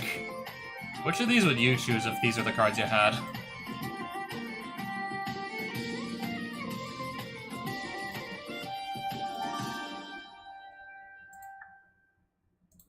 Well, yeah, anyways, these are the decks I have. This one, I could still kind of just go back and update. I mean, honestly, I'm probably not actually going to play any more games with this. What would we add into a Fellows deck that would just make it stronger? I mean, I know there's a Wildwood Lodge in here that lets me untap an elf. Which is perfect because I have an elf that produces a shit ton of mana. Yeah, this land right here.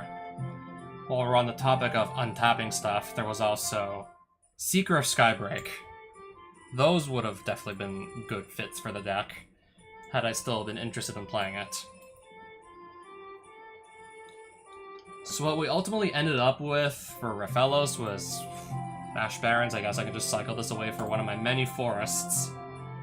This deck really wanted to play as many forests as possible. Because this guy is the commander. Tap for 1 green for each forest you control, and then you wonder why it's almost all forest this mana base. If you don't have... Assuming you don't have Black Lotus, this is just probably like another forest.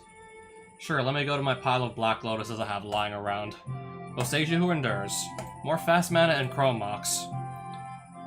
This mana base is mostly just forests. Jeweled Lotus, I guess, is not that important. It was nice to have this. A few fetch lands here and there to just thin my deck out a bit. Mox Emerald. Prismatic Vista, Strip Mine. Urza's Saga has some good targets that I can search for. Assuming we don't have, like, Black Lotus and whatnot. We can still go get Skull Clamp. I have a lot of, like... I have some 1-toughness creatures in here. I even have, like, something that can produce 1/1 creatures en masse. And Skull Clamp can just turn them into card advantage. So, Urza's Saga into Skull Clamp. That's gotta be in there. The rest of the fetch lands that can fetch out forests. Yavimaya, Cradle of Growth, unsurprisingly, if I want to have as many forests as I can possibly get my hands on. A few Mana Dorks, the ones that I had at the time. I'd put more in if I still want to actually do something with the deck. This to untap the commander. This to deal with problematic artifacts and enchantments, especially if there's a lot of them. Sol Ring, Skull Clamp. Just to protect my creatures. Tutor for any creature card. Wild Growth, more fast mana. Death Touch creature. Removal. More removal. Deals with artifacts and enchantments. Draws me a card, I guess. Green spells cost less to cast. Fauna Shaman, just tutor my deck for any creature. Finale of Devastation, ditto, but if I have a lot of mana just lying around and Rathalos is good at that, this can just kill out of nowhere. Kenrith's Transformation, more removal. Just once upon a time for, yeah, like, search the top 5 cards of my deck for a creature. This just gets a forest. This makes mana. Card advantage in Sylvan Library. This also makes mana, Tender Wild Guide. Thornwheeled Archer, another Death Touch creature. Umezawa's Jitte, because it's just really good equipment. Something to hide behind and draw a card. Augur of Autumn. Azusa, to let me play my additional lands. 2 extra lands a turn. I think after, like, this deck, I'm gonna stop going card by card. So Beast Within, more removal. Removal that's a land on the back, also.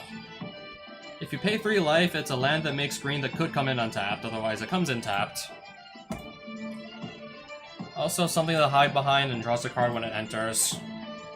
One of the better creatures I happen to have early on in the game. Search for your deck for a creature also. Also search your deck for a creature. Endurance was okay. Budget Gaia's Cradle with extra steps. Alright, search for more forests. Something to do with a lot of mana if I have it lying around. Let's just play like a nice, let's just play an X spell. One of the few, X spells I have lying around was that Lifeblood Hydra. You draw cards and gain life equal to its power when it dies, though. More removal for artifacts and enchantments and Reclamation Sage. More lands in Springbloom Druid. Card advantage whenever you play lands, just by creating clues. Tireless Tracker. More lands off Yavimaya Elder. Draw a bunch of cards just by playing creatures with Beast Whisperer. Birthing Pod is just a really good way to tutor for whatever you need. Simple draw 3 cards on Harmonize. Play lands from your graveyard and play an additional land each turn. And mill a card whenever you do play a land, Ice Steel Explorer. Questing Beast is just cracked for 4 mana. I'm trying to search for forests in case you can't tell by now. So that's Skyshot Claim, Vizier the Menagerie. You can look at the top card of my library anytime. Play creature spells from the top. This was maybe one of the better creatures I also had early on in the game. I can make a lot of insect tokens and then just clamp them to draw cards.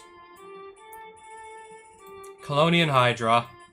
Oran Frostfang. Titania, Protector of Argoth. Lumra, Bellow of the Woods. Oh yeah, those fetch lands that end up in my graveyard, I can just play Lumra and then bring them back to the field and then just get more lands on the field. Which will just be forest. But anyways, I think you get the idea here. Primeval Titan. I don't think he needs any explanation. Rampaging Baloths that just play lands and make 4/4 beasts for free.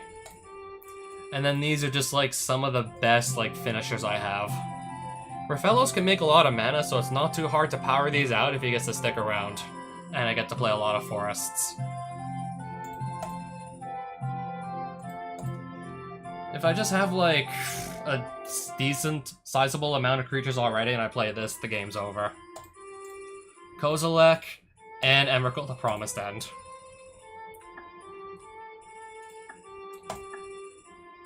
I'll just go through all the decks, but I'm not going to do card by card anymore. So yeah, this was the mana base for Marath.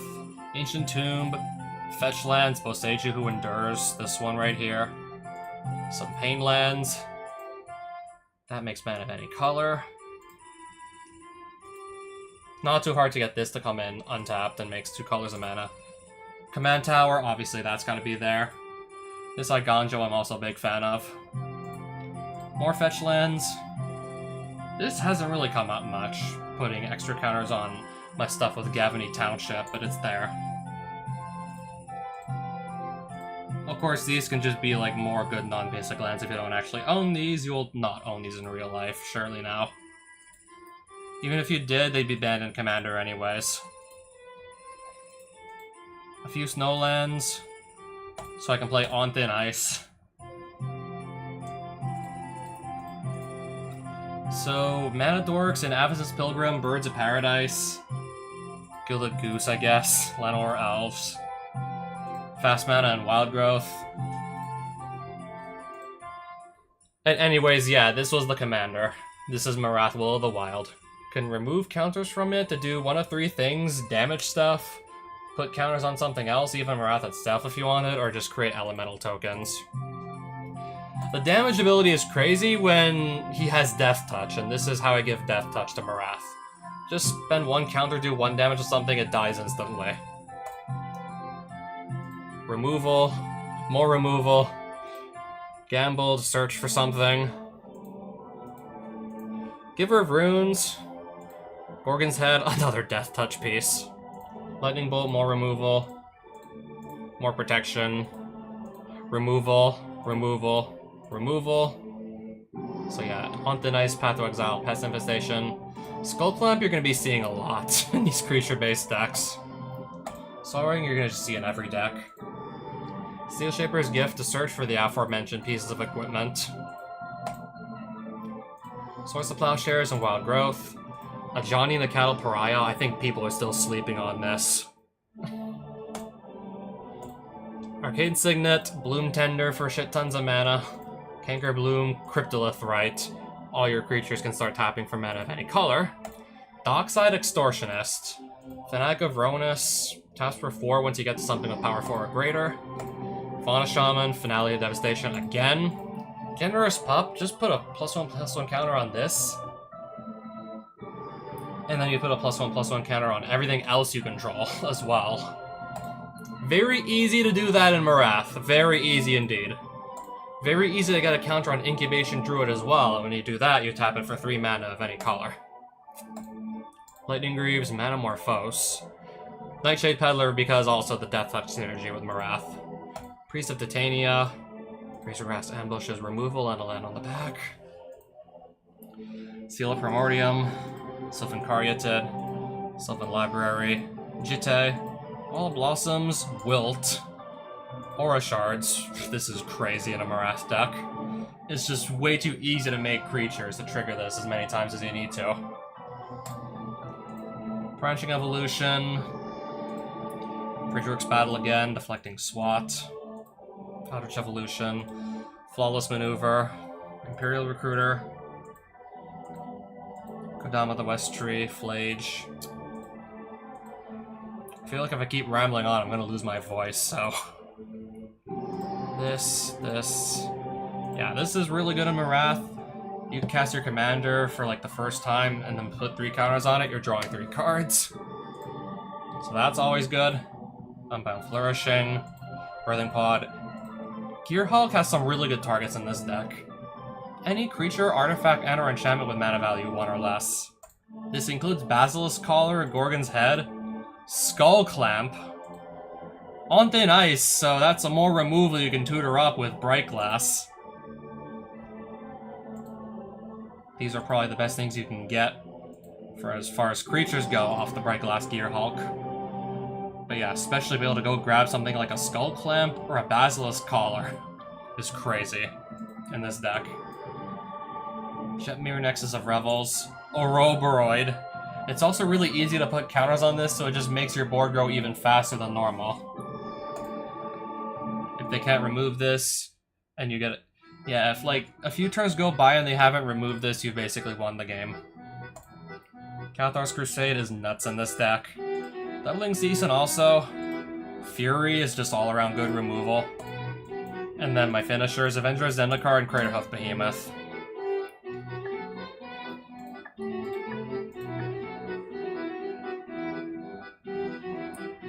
I'm just gonna like actually quickly scroll through the rest of the deck, so I kind of want to just go to bed now at this rate. Kind of want to just go to sleep, it's getting late. I'm still just gonna like show like all the decks in their final form. Well,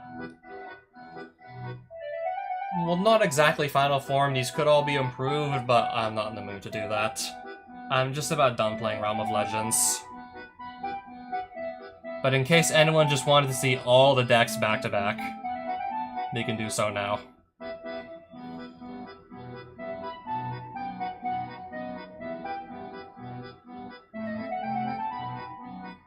That is an Aura of Silence. That's a Fierce Guardianship. I guess in case some of this is not clear.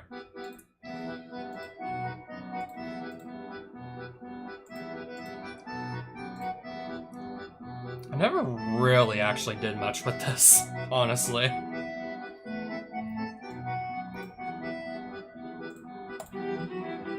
Of course, can't forget my good old Zur the Enchanter.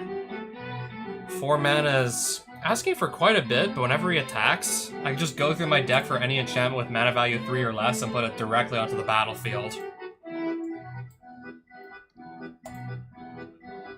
Also, yeah, anyone who wants to build this deck themselves, let's just say if your opponent's creature has hexproof, otherwise normally can't be targeted by spells or abilities, if you attack with Zur, let's just say you go grab something like a Fresh Start out of the deck, you can actually attach it to the creature with hexproof.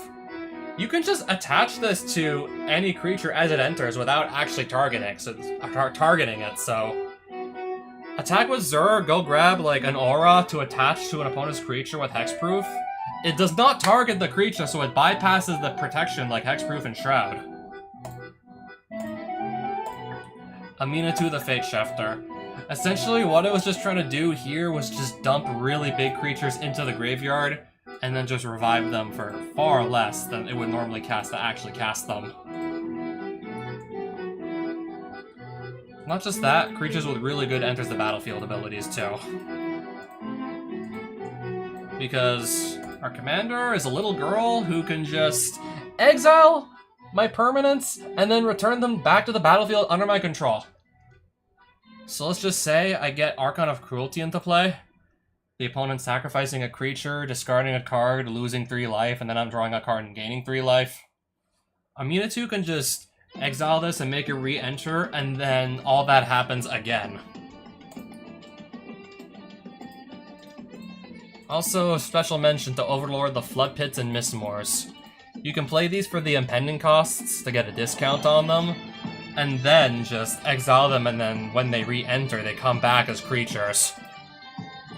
And not to mention they have good enters the battlefield abilities as well, so... Yeah, if you're playing Aminatu, really consider these. Baelmerk also. The black one, Overlord the Baelmerk, that too you can consider.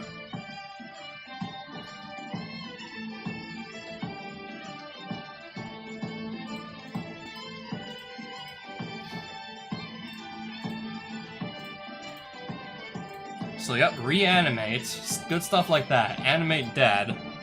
These are just all really cheap spells to let me just get something back from my graveyard onto the battlefield. Exhume also fits that bill. Okay, also to be able to search my deck for creatures, or in this case, any non-legendary card to put directly into my graveyard. And Entomb just does that, but even better. But, I don't know, I guess I wasn't happy with a single copy of Entomb, so I also put in Unmarked Grave.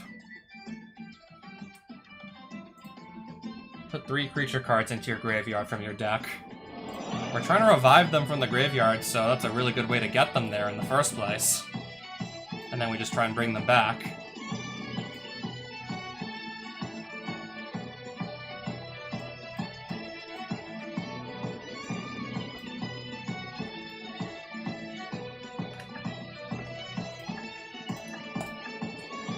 Sheoldred the Apocalypse. Whenever you draw a card, you gain 2 life. Whenever your opponent draws a card, they lose 2 life.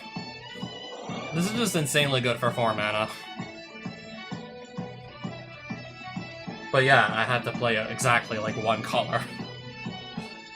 I could only play 1 color, so there was only so much I could do, and my collection wasn't even that big when I was making this deck anyways.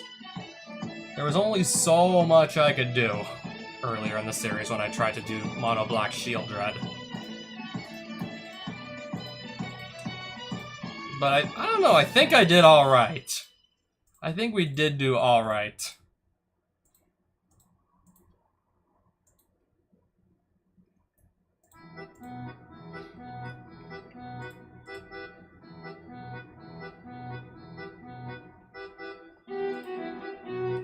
I'm playing Mardu Outrider? Man, I really didn't have many creatures worth playing back then, did I? I'm playing Tanglewire and Underworld Connections. I'm playing some interesting cards here. What is Elegy Acolyte? I don't remember what that is.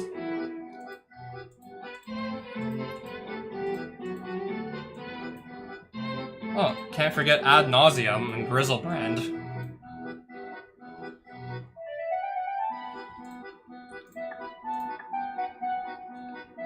I don't think I need to really re-explain Narset.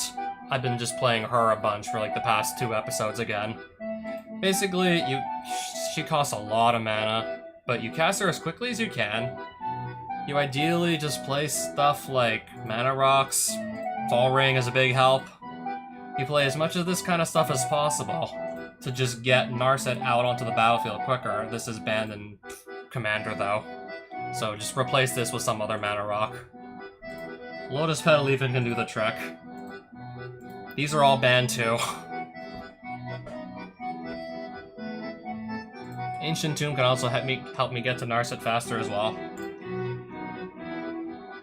So ideally I want to play Narset like much earlier than turn 6, because whenever she attacks, top 4 cards in my deck get exiled, all the non-creature spells from among them I get to play for free. So that's why towards the top end of the curve we see stuff like Time Warp, Temporal Mastery, Time Stretch, and Expropriate. You may never ever cast these from your hand, but hitting one of these with Narset is absolutely massive to take like 2 extra turns, especially when Narset can just attack during those 2 extra turns and then just give you more card advantage, and it just really snowballs from there. That's where it gets ridiculous. Just chaining extra turns potentially. Those are where it gets crazy.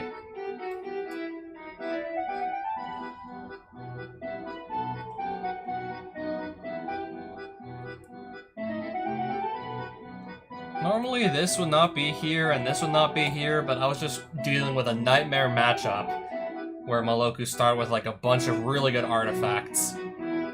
And like, yeah, like one of the better ways to like clear that nightmare matchup was just as quickly as possible, remove all his extra starting artifacts with stuff like Shatterstorm and Vandal Blast.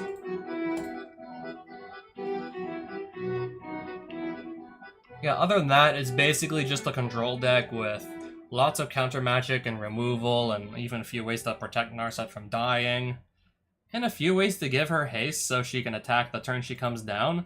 So you don't have to wait a turn to start like getting free card advantage from her attacking.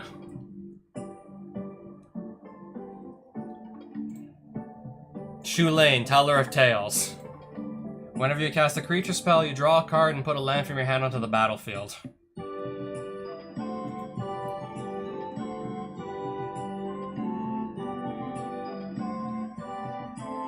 Basically, I just try and shove as many low-cost creatures into this deck as humanly possible. Get Shulane out as quickly as possible, and then just play all these low-cost creatures. Draw a card for each one, potentially play a land for each one, and then just sort of keep the chain going until I get so far ahead that the opponent cannot possibly catch up. And it's basically just the silly combo deck. Of course, with a lot of small, cheap creatures, Skullclamp's gonna be in here.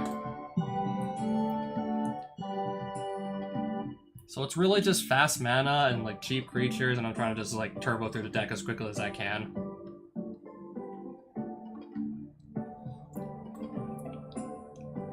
Of course, these are my finishers of choice in this deck also.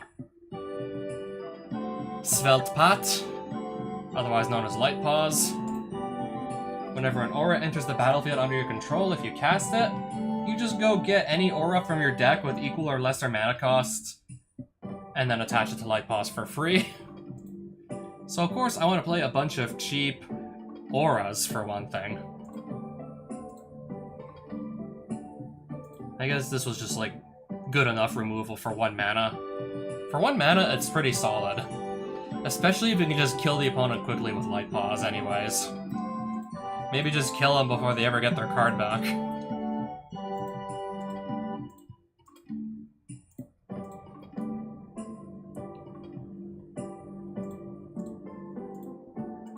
I was running fucking Bonds of Faith in this deck.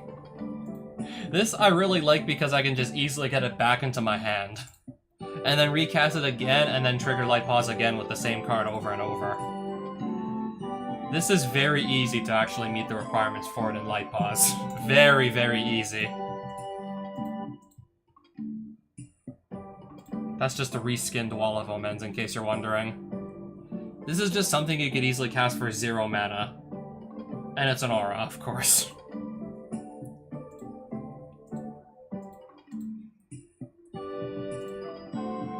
Yeah, I like this because it has flash. Also, really nice to be able to play auras at instant speed so you can react to whatever your opponent might want to do.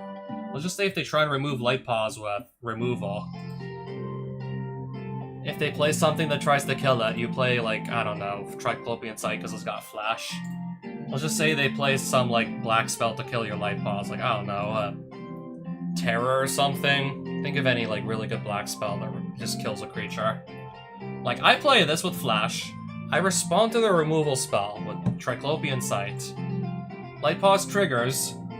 I grab this, I pick the color of the spell that is targeting Light Paws, attempting to remove it from the field, and then I just blank the spell entirely. This is basically only in here because it has an it has a built-in way to return itself back to my hand.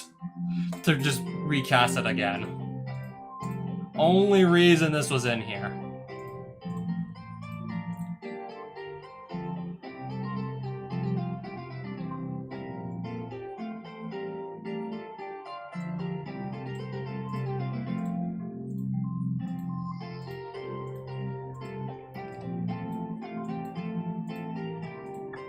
And then, yeah, this asshole right here. And then lastly, this asshole, Leovold, Emissary of Trust. Basically, I'm trying to just take full advantage of the fact that the opponent cannot draw more than 1 card a turn. And I'm trying to do stuff like Days Undoing, Windfall. These are cards that make players either shuffle their whole hand into their deck or discard it and then draw the same amount of cards back, or in this case, draw 7 cards. Basically, I just want the opponent to, like, lose their entire hand. And to pretty much keep the opponent off a hand entirely. Teferi's Puzzle Box, Anvil of Bogarden, and Gaia Reach Sanitarium to just keep them off a hand entirely once we've done step 1 of the lock, which is something like this, or this, or this, or this here. Yeah, it's basically just not fun to be on the receiving end of this.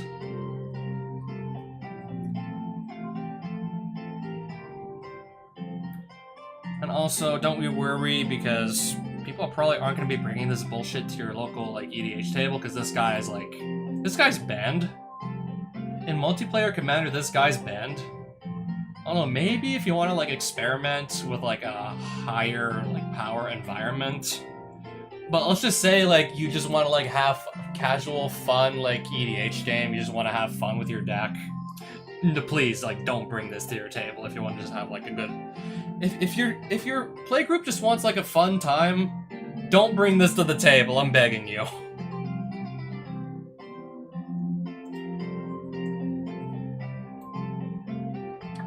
So yeah, that was all 9 of the decks I made. And at this rate, I don't think I'm gonna bother building a 10th. I mean, we got like plenty of shit done in the Realm of Legends playthrough anyway, so I think this is... I think we're just gonna close the book on Vigilant Sarah's Realm of Legends here. Yeah, we're not gonna go see like all 800 plus legendary creatures decks. We maybe saw like roughly a... Did we even see like a quarter of that? Did we even see like at least like 25% of all the decks that she made? But even then, we still saw a lot here, and pretty much did like all the hard stuff. I think I've done like literally every single like tier 3 dungeon. I've beaten the final bosses. I even went to the Mirror Gallery and beat those post-game bosses as well. Meloku included even. The 100 life, yeah, the guy with the free magic mirror and the 5 other artifacts every single game where if you're really unlucky, he's killing you with Blightsteel Colossus as early as turn 3.